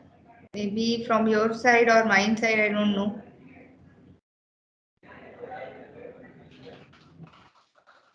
Nishant, I can't hear what she's asking. Yeah, Okay, okay. Ritik is another one to ask. Ritik, Hello, good afternoon, sir. Hello. hello, I think Ritik. some I think network issues it's a are network issue. So issues कुछ आ रहे हैं. I'll share the details of Ajay sir with the contact number of him and Yudhishthir sir as well. So you can contact him personally and you ask your questions and regarding the preparation. So I think क्योंकि अभी समय भी काफी हो गया, sir को भी जाना है. हाँ, ओके तो ओके, ठीक है है. ना अब सर? आप बोलिए. तो अब आ गए. हाँ, मैंने वीडियो बंद कर दिया. आप बताएं. ओके हाँ, okay. I can hear you. हाँ. yeah, Good, now voice is also audible. Yes. good afternoon, हाँ sir. हाँ. Good afternoon. बोलिए. सर अभी सर मैं 8th सेमेस्टर में हूँ. सर मैं बेसिकली सर मैं जी. आर्म्ड फोर्सेस की तैयारी कर रहा हूँ. CDS वो भी UPSC करवाता है ना. तो सर मेरा यही सवाल था कि सर हम स्टैटिक जीके की कैसे प्रिपरेशन कर सकते हैं, क्योंकि अभी जैसे मैं FCAT का पेपर देकर आया था तो उसमें मुझे स्टैटिक जीके में बहुत दिक्कत आ रही थी. तो उसमें और सर आप एक बार हिस्ट्री का भी बता दीजिए सर. वो मेरा उस टाइम पर कट हो गया था. कैसे प्रिपेयर कर सकते हैं सर हिस्ट्री? ओके. देखिए, जो मैंने बुक्स आपको बताई हैं ना, जो हिस्ट्री ज्योग्राफी एक्चुअली स्टैटिक की है, डायनामिक की तो है नहीं. डायनामिक के लिए तो मैंने आपको वेबसाइट्स बताई हैं. तो स्टैटिक जीके में बेसिकली आप हिस्ट्री है तो हिस्ट्री के लिए आप एनसीईआरटी की बुक्स पढ़िए. एनसीईआरटी की books 9th onward, 9th 10th 11th 12th की आप पढ़ डालिए. ठीक है. उसके बाद तमिलनाडु बोर्ड है, उसका 11th और 12th का बुक पढ़िए. ठीक है. 11th and 12th Tamil Nadu board. और उसके अलावा स्पेक्ट्रम का आता है, मॉडर्न इंडिया पे स्पेक्ट्रम पब्लिकेशन का है, मॉडर्न इंडिया नाम से बुक है. वो करीब 700-800 पन्ने का बुक है. उसको आप ले लीजिए, वो पढ़ लीजिए. ये 3 बुक सफिशिएंट है आपके लिए स्टैटिक के लिए. हिस्ट्री में तो कुछ डायनेमिक होता नहीं, सब स्टैटिक ही है. हेलो. Yes sir. हाँ, और ज्योग्राफी में स्टैटिक मैंने बताया आपको. जीसी लियोंग हो गया, physical geography by GC Leong. Aryan का मैप बुक हो गया ज्योग्राफी के लिए, वो भी स्टैटिक के लिए. ज्योग्राफी में कुछ डायनेमिक नहीं, वो भी स्टैटिक ही रहता है. तो ये आपका इसमें हो गया. उसके बाद फिर आपका इकोनॉमिक्स तो टोटल मतलब डायनेमिक ही बेसिकली है. स्टैटिक तो उसके जो फंडे हैं वो आपको मैप बुक से मिल जाएंगे. और डायनेमिक्स उसके जो वाजीराम के स्टडी मटेरियल मेरे को अच्छा लगा उसका इकोनॉमिक्स का, मैंने उसको फॉलो किया था. और बाकी इकोनॉमिक्स जो है आप अफेयर्स में आता ही रहता है. करंट अफेयर्स तो आपके हर महीने आते हैं ना. हर महीने भी आते हैं, फिर 6 महीने में आते हैं, फिर 1 साल में आता है. बुक्स आती है उसकी बुकलेट, वो आप पढ़ सकते हैं. कल्चर में सब कुछ स्टैटिक ही होता है, उसमें कुछ डायनेमिक नहीं होता है. कल्चर में नितिन सिंघानिया की बुक हो गई, CCIR की वेबसाइट हो गई, इससे आप पढ़ सकते हैं. Yes sir. तो ये आपका हो गया. पॉलिटी भी स्टैटिक और डायनेमिक दोनों है. मैंने आपको दोनों के लिए बताया था. स्टैटिक के लिए DD बासु और विजार्ड पब्लिकेशन का आप पहले पढ़िए. इंडियन पॉलिटी बाय विजार्ड, मतलब विजार्ड पब्लिकेशन है वो, इंडियन पॉलिटी नाम से आती है बुक उसकी. और उसके बाद DD बासु की बुक हो गई, Indian polity bye DD Basu, उसका कुछ नाम इस तरीके. DD Basu is the writer. और डायनेमिक्स के लिए आप वाजीराम नबी का स्टडी मटेरियल पढ़ लीजिए. और PRD की मैंने आपको वेबसाइट बताई थी, PRD. ठीक है. और करंट अफेयर्स के लिए एक और वेबसाइट होती है, pib.nic.in. तो PIB एक वेबसाइट है, वो गवर्नमेंट की वेबसाइट है, प्रेस इंफॉर्मेशन ब्यूरो. ये डे टू डे बेसिस पे निकालता रहता है गवर्नमेंट क्या कर रही है, आज गवर्नमेंट ने क्या किया, आज गवर्नमेंट ने क्या किया. तो वो डे टू डे बेसिस पे निकालता है. तो हाँ यार, आप जब भी प्रिपरेशन के लिए जाएं तो डेली 10 मिनट खोल के उसको, आधे घंटे खोल के देख लें PIB को. और इसके अलावा 2 और बुक्स हैं जो आपकी देखिए, बेसिकली UPSC और PCS जो है, that job is defined to rural areas mainly. मतलब ये रूरल एरियाज पे बहुत फोकस होता है ना, इसीलिए ना ये सब चीज़ बनी है कि रूरल एरियाज को कैसे आप अपलिफ्ट कर पाए. तो उनके इश्यूज क्या हैं और उनको कैसे आप अपने आंसर राइटिंग में ला सकते हैं. तो उसके लिए 2 मैगजीन्स निकलती हैं इंडियन गवर्नमेंट की. एक होती है योजना नाम से बुक आती है. तो इसको आप पढ़ सकते हैं, हर महीने इसकी मैगजीन निकलती है. और एक मैगजीन और होती है योजना के अलावा, एक मैगजीन, उसका नाम मुझे याद नहीं आ रहा है. युधिष्ठिर आपको पता हो.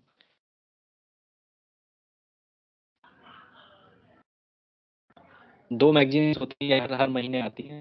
दूसरे का नाम मुझे याद नहीं आ रहा है. तो ये मैगजीन आप पढ़ते रहिए. हालांकि कुरुक्षेत्र, यस कुरुक्षेत्र. पोषण योजना, ये तो मैगजीन्स आती हैं, अब तो इंग्लिश में भी लगी, जब मैं था तब हिंदी में आती थी। अब इसका ऑनलाइन वर्जन भी आने लगा है, ऑनलाइन भी आने लगी है, तो इसको आप पढ़ सकते हैं। पढ़ने में हालांकि 20-25 ही होते हैं, लेकिन पढ़ने का टाइम लगता है क्योंकि बहुत डिटेल रहता है सब कुछ, और बहुत अच्छा अच्छा रहता है। मतलब कि उसमें कई सारे मतलब गाँव के इश्यूज होते हैं, रूरल एरियाज के इश्यूज होते हैं, इसको आप एड्रेस कर सकते हैं पढ़ के, और उसको आप अपने आंसर राइटिंग बना सकते हैं। दिस इज बेसिकली टू सब राइटिंग, कि आपको जो चीज़ें पता है ऑलरेडी, उसको आप कैसे और अच्छे से लिख सकते हैं, उनके लिए इमेजेस अच्छी है। या anything else? Thank you sir. Shivam has raised the hand. Shivam? Yes. Yeah, you Good afternoon, sir. Good afternoon sir. Yeah. Good afternoon, बोलिए। सर मुझे जानना था कि आंसर फ्रेमिंग का क्या इम्पोर्टेंस है सर? आंसर फ्रेमिंग, कैसे आंसर फ्रेम करें? नॉलेज पढ़ा है हमने, कैसे? लेकिन आंसर को भी फ्रेम कैसे हाँ, करें? आंसर को फ्रेम कैसे करें? अच्छा, देखिए ऐसा है कि अब तो इतना बढ़िया सिस्टम हो गया ना कि आपको वर्ड में ही लिखना होता है, 200 वर्ड या 150 वर्ड। एक्चुअली आप क्वेश्चन का आंसर उतना स्पेस ही छोड़ा है, तो उसी स्पेस में आपको लिखना होता है। तो ये बहुत अच्छी चीज़ है कि आप बहुत ज़्यादा इधर उधर नहीं कर पाएंगे। पहले हम लोगों के टाइम पे क्या था कि सीट्स अलग होती थी, आंसर राइटिंग सीट्स अलग होती थी, तो आप जितना मना उतना लिखिए। तो अब आपको 200 वर्ड टारगेट, आपको 120 वर्ड रखना है, क्योंकि 120 वर्ड में ही मैक्सिमम क्वेश्चन आते हैं। 120 वर्ड लॉन्ग आंसर क्वेश्चंस होते हैं, वो लॉन्ग टाइप क्वेश्चंस होते हैं, वो 200 वर्ड्स में लिखने होते हैं। तो 120 वर्ड मीन्स आपको 10 लाइन लिखनी है। तो अब उसके लिए आपको फ्रेमिंग के लिए आ रहे हैं, तो आप पढ़िए। जब आप किसी टॉपिक को पढ़ेंगे तो आप क्या करें कि उस टॉपिक के 3-4 पॉइंट ऐसे होते हैं जो पॉइंट्स आपको याद होने चाहिए। अब आप मान लिया कोई कोई आपने टॉपिक पढ़ा और उसको आपके 10 पॉइंट आपने पढ़ लिए, 10 पॉइंट आपको याद हो गए, लेकिन आप 200 पॉइंट को 120 वर्ड में नहीं लिख पाएंगे। लेकिन आप 10 पॉइंट उसको याद इसलिए करें क्योंकि आपको आंसर राइटिंग करते समय वो 10 में से कम 5 तो याद आ जाए। वो 5 आपको याद आ जाएंगे तो आप आंसर 120 वर्ड लिख ले जाएंगे। 120 वर्ड बहुत ज़्यादा नहीं होता, 10 लाइन लिखनी होती है। आधा आधा तो उसमें प्रीपोजिशन ही घेर लेता है आंसर में।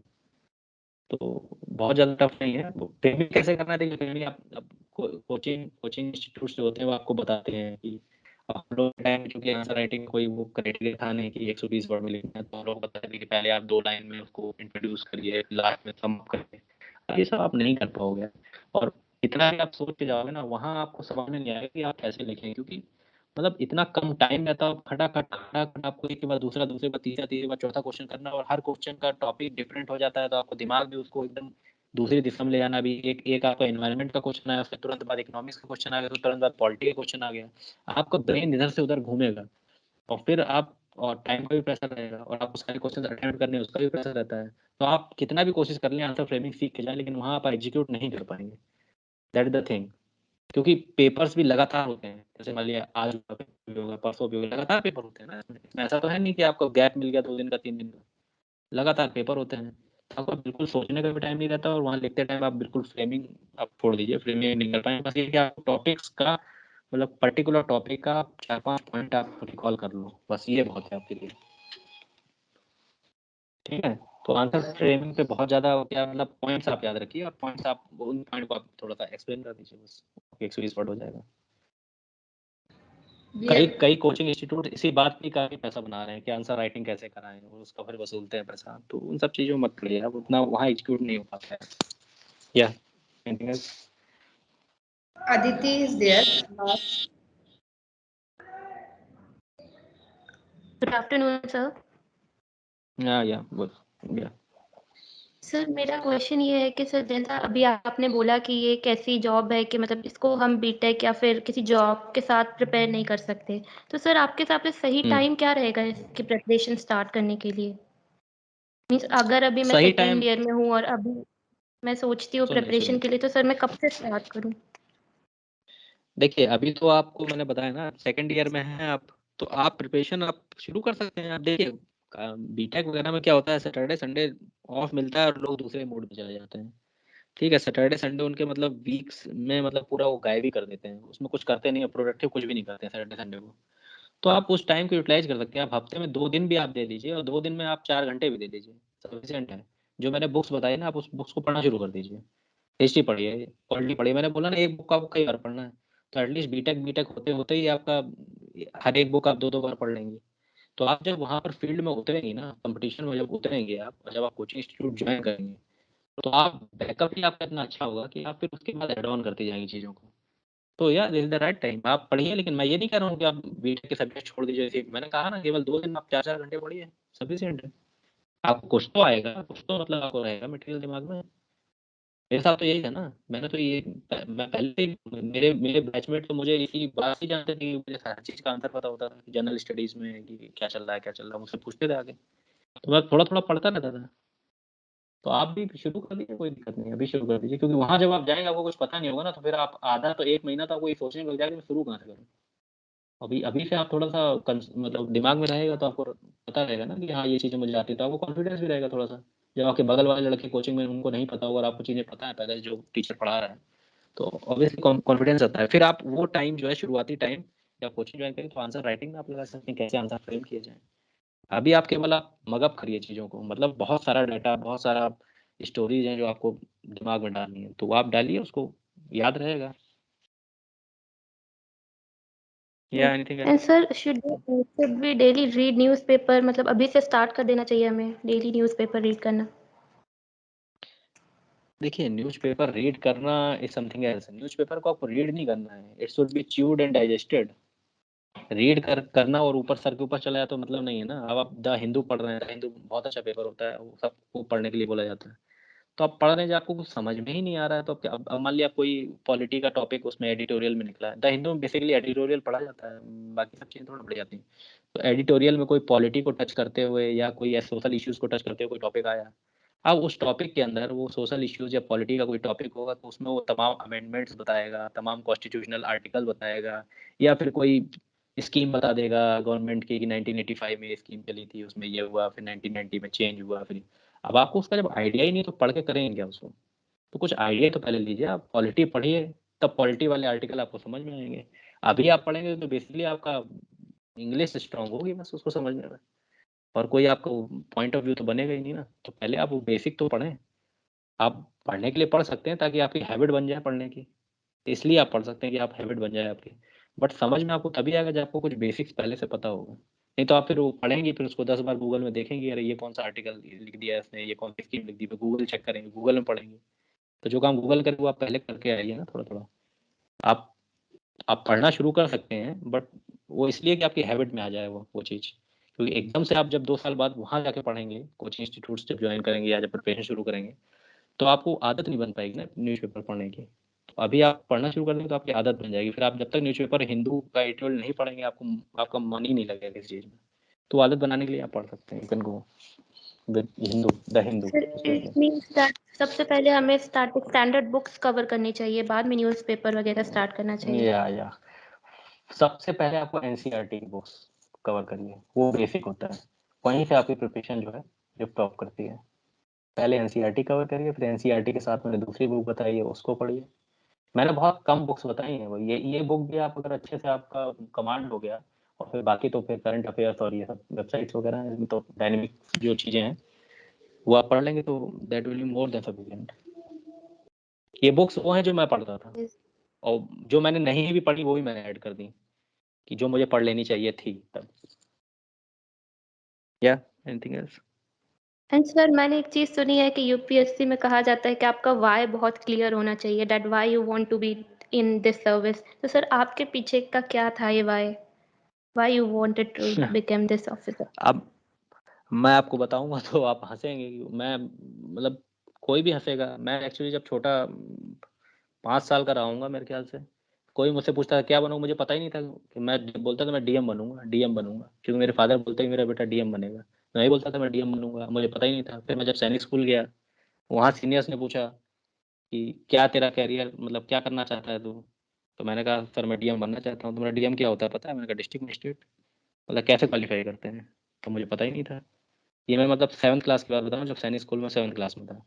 तब मेरे सीनियर ने मुझे बताया कि इसके लिए एक यूपीएससी का एग्जाम होता है। यूपीएससी में टॉप रैंकर्स होते हैं, उनको आईएएस मिलता है। वो आईएएस जो होते हैं, वो शुरुआत में एसडीएम बनते हैं, जॉइंट मजिस्ट्रेट। उसके बाद सीडीओ बनते हैं, उसके बाद फिर सिटी मजिस्ट्रेट बनते हैं, तब जाके वो डीएम बनते हैं 5 साल बाद। तो दैट इज द थिंग कि अब आप कहोगे कि अब मेरा एक के पीछे कोई लॉजिक नहीं है, बचपन से डीएम बोल रहा था, मैं सिविल सर्विस में आ गया। इसके लिए मेरा कोई ऐसा सोच नहीं था कि मैं समाज को सुधारना चाहता हूँ, समाज के लिए कुछ करना। देखो eight the end of the day जब आप फील्ड में आएंगे ना, अब इतनी भागदौड़ और इतना वो रहती है कि आप बस काम करेंगे और आपका दिन खत्म हो जाएगा, आप सैलरी लेंगे, बात खत्म। ये जो सोसाइटी में चेंजेस आने वाली बात होती है तब होती है जब आप कुछ, आपका दिमाग तो खाली हो, जब आप और बहुत सारी चीजें सोच सके, शांति से बैठ सके, तब आप सोच पाएंगे कि समाज के लिए क्या करना है हमको। तो ये तो आप बहुत पावरफुल पोस्ट पे एकदम, मतलब है कि आप डिस्ट्रिक्ट मजिस्ट्रेट हो जाएं, 2-3 साल काम कर लें और फिर इसके बाद सब कुछ मैनेज हो जाए, फिर आप सोचें कि आप, ऐसे बहुत कम डीएम होते हैं। आप देखते होंगे जिस डीएम ने कुछ स्पेशल कर दिया है सोसाइटी के लिए, उसका नाम, उसके नाम से आर्टिकल पेपर में आ जाता है। वैसे बहुत कम लोग होते हैं, बहुत ज़्यादा नहीं होते हैं। तो ये कहने की बात है कि मैं सोसाइटी को अपलिफ्ट करना चाहता हूँ, सोसाइटी के लिए कुछ करना चाहता हूँ। हाँ ऑब्वियसली आप इंटरव्यू में जाएंगे तो आपको तो कहना ही पड़ेगा कि स्टैंडर्ड आंसर है वो, लेकिन अब इसका कोई वो नहीं। अब भाई मैं बनना चाहता था डीएम, आ गया पुलिस में, तो क्या लॉजिक है इसका? कुछ सोच के थोड़ी ना आया मैं। मुझे जाना था, मुझे बनना था डीएम, मतलब आईएएस बनना था, और मैं आ गया पुलिस में। तो वही चीज़ है, आप एज ए कैरियर अपॉर्चुनिटीज को लीजिए। या एनीथिंग एल्स? एंड सर आपने इस पूरी जर्नी में खुद को मोटिवेटेड कैसे रखा सर? खुद को मोटिवेटेड कैसे रखा? देखिए, बाय गॉड्स ग्रेस मैं कहना चाहूँगा कि यार मैं थोड़ा सा अंदर से बहुत स्ट्रांग हूँ। मैंने पूरी प्रिपरेशन अपनी अकेले रह के की है, और ये मेरे साथ बहुत बड़ा डिसएडवांटेज था कि मेरे साथ मेरे बैच का या मेरा कोई भी जानने वाला यार दोस्त जो है वो इस सिविल सर्विसेज के लिए ओरिएंटेड नहीं था। मैं 2 साल अकेले सिंगल सीटर रूम लिया था मैंने, और उसमें रह के मैंने पढ़ाई की और अकेले ही सब कुछ किया। और मैं डेली, उस समय चूंकि नया नया ई बडी मैसेंजर आया हुआ था, मतलब चैट के नाम पे ई बडी मैसेंजर चलता था 2011 में। व्हाट्सएप आने के बाद वो खत्म हो गया, फिर ई बडी मैसेंजर। तो वही एक जरिया था चैट करने का, और या तो फिर गूगल चैट होती थी, उससे कर किया जाता था। फेसबुक हाँ आ गया था, तब तक फेसबुक आ गया था। तो फेसबुक बीच बीच में मैं 10-20 मिनट के लिए अगर लॉगिन करता था, फेसबुक देखता था। तो फेसबुक देख रहा हूँ कि मेरे साथ के जो जो इंजीनियरिंग वाले लड़के हैं वो अपना प्लेसमेंट ले लिया था, किसी ने विप्रो में, किसी ने इन्फी में, किसी ने टीसीएस में। तो अपना मॉल का फोटो डाल रहे हैं, बैंगलोर का फोटो डाल रहे हैं, हैदराबाद का डाल रहे हैं। तो मुझे लगता है यार बड़ा एंजॉय कर रहे हैं, मैं क्या कर रहा हूँ यहाँ पे। तो ऑब्वियसली यार थोड़ा सा डिप्रेसिंग तो रहता था, बट मैंने बताया ना कि मैं थोड़ा सा स्ट्रांग हूँ अंदर से। तो बस मैं यही था कि नहीं यार मुझे यही करना है, तो बस उसी में लगा रहता था। लेकिन हाँ, मैं आप लोगों को सजेस्ट करना चाहूँगा कि आप सिंगल सीटर रूम मत लीजिएगा। मतलब आप हमेशा पार्टनर वाला रूम लीजिएगा, कोई साथ में आपके रहे, ठीक है? तो उससे ये होता है कि जो मैंने गलती की, मैंने यही गलती की थी, मैं सिंगल सीटर रूम मैंने लिया, मैं सिंगल सीटर रूम लिया। मैं थोड़ा सा इंट्रोवर्ट भी था कि मैं बहुत ज़्यादा लोगों से बातचीत करना है मेरे को पसंद नहीं था। तो आप लोग जो है आप लीजिए, डबल सीटर रूम लीजिए, 2 लोग रहिए, प्रिपेयर करिए।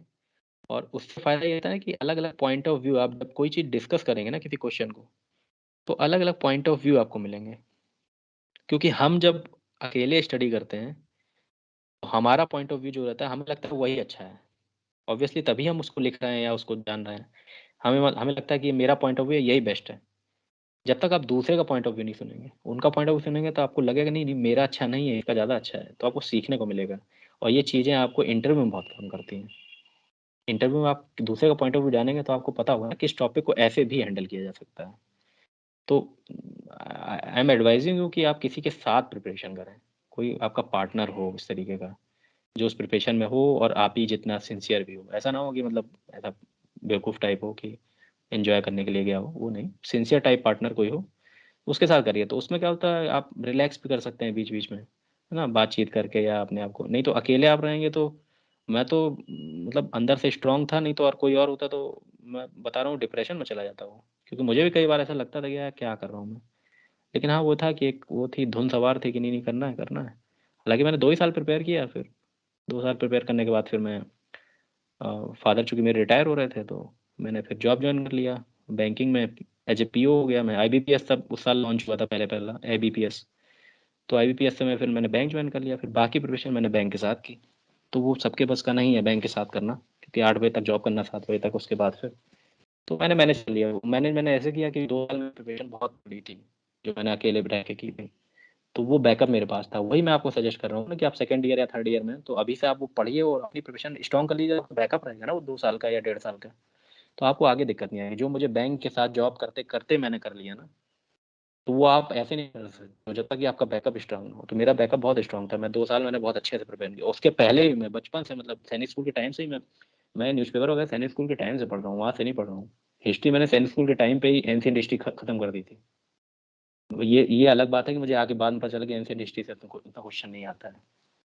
तो ये सब चीज़ें बहुत लॉन्ग टर्म चीज़ें होती हैं, तो आप अभी शुरू कर दीजिए, अच्छा रहेगा। और मोटिवेटेड तो है, मोटिवेटेड मैंने बताया ना कि आप किसी के साथ रहिए तो आप मोटिवेशन आ ही जाता है, फिर आप रिलैक्स रहेंगे। थोड़ा सा अकेले रहेंगे तो फिर दिक्कत होती है, अकेले फिर, क्योंकि आजकल तो सब सोशल मीडिया से जुड़े हुए हैं। आप जब देखेंगे जो मेरे अंदर थॉट आते हैं वही आपके अंदर भी आएंगे। आप जब पढ़ रहे होंगे वहाँ पे 4x6 या 10x10 के रूम में रह रहे होंगे, तो आपको ये लगेगा कि पूरी दुनिया साला कोई फॉरेन जा रहा है, कोई यहाँ घूम रहा है, वो सब फोटोबाजी चलती रहती है। तो वो जब आप देखेंगे तो आपको लगेगा कि यार क्या कर रहा हूँ मैं ही सबसे वर्स्ट सिचुएशन में। तो इस तरीके के थॉट्स आएंगे, तो उससे उभरने के लिए बेटर है कि किसी के साथ रहें, तो प्रिपरेशन थोड़ा सही सी हो जाती है। या एनीथिंग एल्स?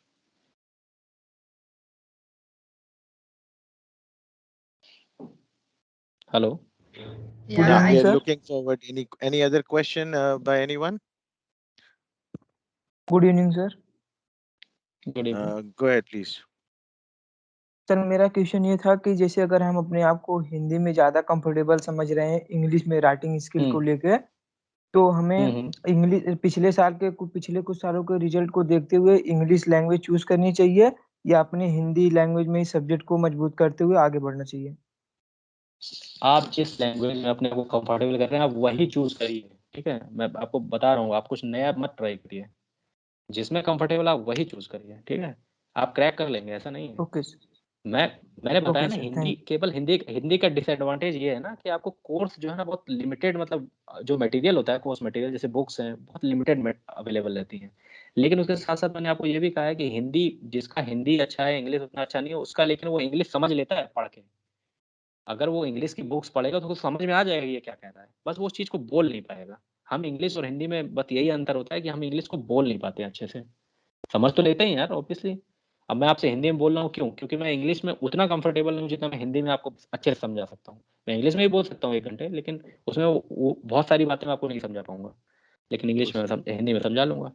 तो दैट डजंट मीन कि आप हिंदी मतलब इंग्लिश की बुक समझ नहीं सकते। आप इंग्लिश समझ सकते हैं, आप हिंदी से जाइए, कोई दिक्कत नहीं। और इंटरव्यू में मीडियम कोई वो मायने नहीं रखता है। इंटरव्यू में यूपीएससी के इंटरव्यू तो इतना इजीली, मतलब इतना अच्छा एटमॉस्फेयर होता है कि मैं तो हिंदी और इंग्लिश दोनों में ही दे रहा था, कोई दिक्कत नहीं है। Okay sir, thank you. Thank you, Rajesh. कोई और प्रश्न किसी का?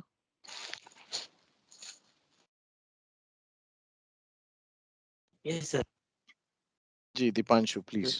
सर मेरे को पूछना था कि सर इंडियन पॉलिटी की सर एम लक्ष्मीकांत सर एक आती है सर, तो एम लक्ष्मीकांत कितनी सर उपयोगी साबित होगी सर, मतलब उसको कितना हम पढ़ना, उसको क्या इंडियन पॉलिटी के लिए वो सही किताब है?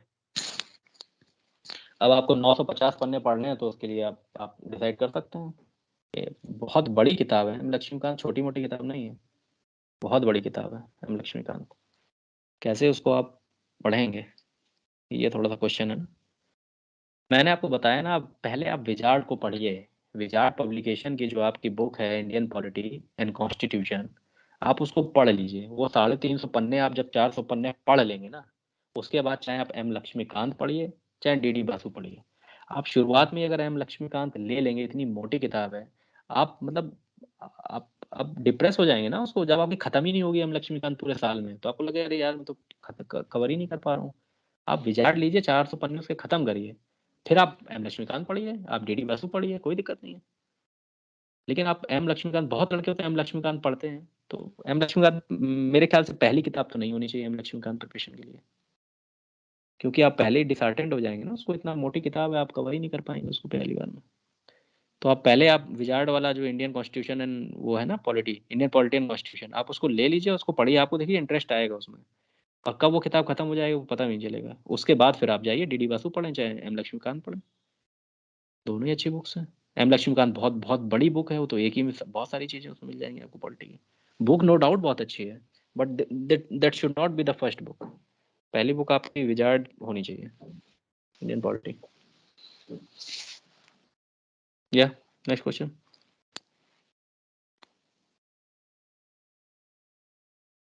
Yeah, I'm done. Next question. I think there is no one now with the questions. Okay.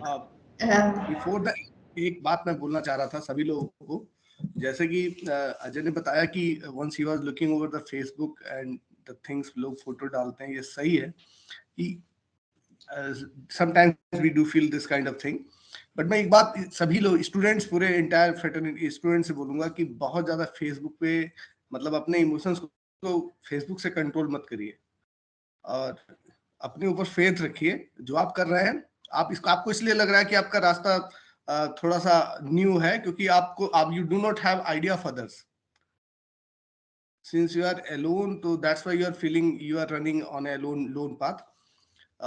Do not also rely so much on YouTube also.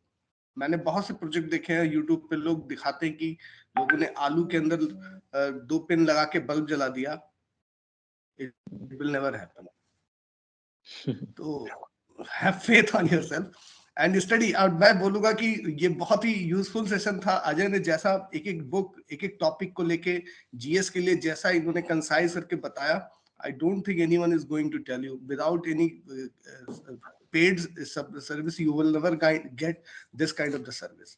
तो मैं यही बोलूंगा कि जीएस जो लोग तैयार कर रहे हैं, please go by the books. और अगर ये आप लोगों ने नहीं रिकॉर्ड किया या कहीं मिस हो गया है, I have also written and recorded all the things, This is and I will recorded. share with the students. And if you have the ambition to start doing all these things, whatever we have discussed today. Yes, I also want to add कि if you have missed, we have done the recording of this entire session.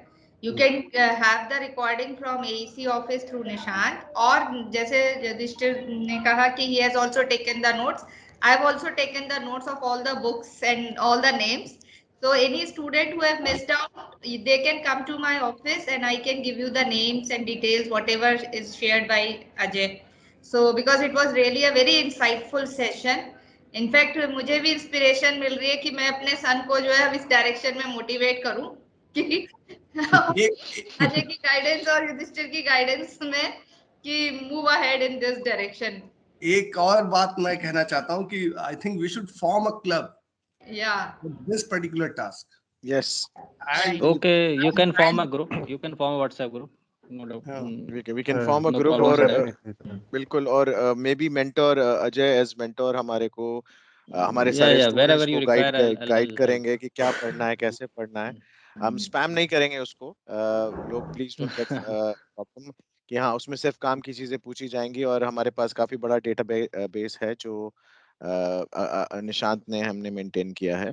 एक last थी, मैं actually 2-4 मीटिंगों के बीच में on end of हो रहा था तो मैं बात नहीं कर पाया। So thank you so much Ajay, आपने बहुत कीमती समय निकाला हमारे लिए। मैं as president alumni association I like to thank you, क्योंकि मैं पहले बात आपसे नहीं कर पाया और मैं आपकी बातें सुन रहा था। मैंने काफी सारी बुक्स लिखी हैं ऑलरेडी, मैंने पैरेलल में लिंक खोल लिए हैं पीआरडी के और आईयूसीएन के, जो मैं पढ़ूंगा। एंड मैं भी बहुत इंस्पायर होता हूँ, मेरा भी कभी था कि मैं ऐसा कुछ करूं, बिकॉज मेरी फैमिली इस यूपीएससी के बैकग्राउंड से आती है, बट मैं पिताजी से कुछ अलग करना चाहता था, तो मैं बाहर जाना चाहता था, देश विदेश और ये सब, तो मैं भी शायद बह गया उसमें। लेकिन ये जो सर ने बात कही, अजय सर ने, कि जो किसी के साथ रहना, जो आपका लक्ष्य है, and this is to students, की अपने लक्ष्य को क्लियर रखिए। बहुत सारे मोटिवेशन आते हैं, कोई किसी, आजकल जैसे 2 पिन लगा के लोग बल्ब जला रहे हैं, this is all market gimmick. और गूगल में कैसे होता है, मैं उन कलीग्स के साथ काम करता हूँ जो पीछे की एल्गोरिथम लिखते हैं, और वो आपको कैसे इन्फ्लुएंस करते हैं मैं आपको बता सकता हूँ। तो उससे आप डाइवर्ट मत होना, क्योंकि वो चाहते हैं कि आप डाइवर्ट हों, और वो फेसबुक की फोटो देख के आप सीधे पेरिस में जाके खड़े हो जाएं और वहाँ फोटो खींचे और करियर बन जाएगा। ऐसा नहीं होता, ये रियल टाइम में कभी नहीं होता, ठीक है। जिंदगी वही है जो अजय जी रहे हैं, मैं जी रहा हूँ, या युधिष्ठिर या मैम, जितने लोग हैं हम आप, वही रियल जिंदगी है। दैट्स, बाकी सारा सोशल मीडिया है और उनका बिजनेस है, आप उसका प्रोडक्ट हैं जिसपे आप कुछ क्लिक करते हैं और आपका नाम, पता और डिटेल्स बिक जाती है किसी एडवर्टाइजिंग कंपनी को। सो अपना फोकस क्लियर रखिए, और जो सर ने आज बताया है उसको फॉलो कीजिए, एंड आई एम श्योर कुछ यूपीएससी के नाम इस ग्रुप में से निकलेंगे आने वाले टाइम में, और हम आपसे वो सेशन लेंगे एज ए एलुमनाई एसोसिएशन, और अजय आपके मेंटर रहने वाले हैं, और doctor Pandey as well. With that I like to thank you and hand over to our moderator doctor Pandey. So this session was, I think it was extremely useful and had very good insight about the UPSC preparation and about the subject details. And if the students are still finding any difficulty and having any question, then of course, with the help of Dr. Pinky, we will form a group and we will keep on posting the answers of your question. But before doing all this, it is very important to decide the thing and start working on that direction. So with these words, I think we should now I would hand over for the final conclusion to Dr. Pinky. Thank you. Thanks to Shivam and Yudhishthir, Vinod, all our CA members, President, Joint Secretary, General Secretary. And thanks to Ajay also and Nishant also for coordinating the entire thing, and my student team. So I would like to invite my student to formally express their vote of thanks to Ajay. So over to you, student. Very nice. 1 minute, ma'am. Actually, we will share the recording of the session on YouTube as well. So you, for your convenience, you can access the video of the recording on YouTube of KitePay. Okay. Very nice. Very Then nice. Karthike, please go ahead, Karthike. Good evening, everyone. One and all present here. On Mr. Ajay sir, Mr. Yudhishthir sir, Mr. Shivam sir, and all the participants. It is such an honor for me to get an opportunity to thank you all dignitaries on behalf of the Alumni Engagement Cell KIET. I would like to express my gratitude to all the esteemed delegates of the webinar for their presence to make this webinar a great success. I also extend my gratitude to our honorable chief guest, Mr. Ajay Kumar Yadav sir, who is an alumni of CSE Department 2010 batch pass out, to take out time from his busy schedule to grace the event. Thank you for your inspiring and encouraging words, sir. A special thanks to Dr. Yudhishthir Pandey sir, Joint Secretary KA, for providing immense support to make this webinar successful. Even thanks to our President sir of KA, Shivam sir, for attending this session. I extend my gratitude to Dr. Binki Srivastav ma'am, the head of AEC, under whose able guidance we could able to organize this event. I must thank the organizing team too, who worked for the past few days for making this webinar successful. Thank you everyone once again for making this event successful. Thank you. Very nice. Thank you everyone. Have a good one. Thank Bye-bye. you. Have a good time. Do take care of your health, everyone.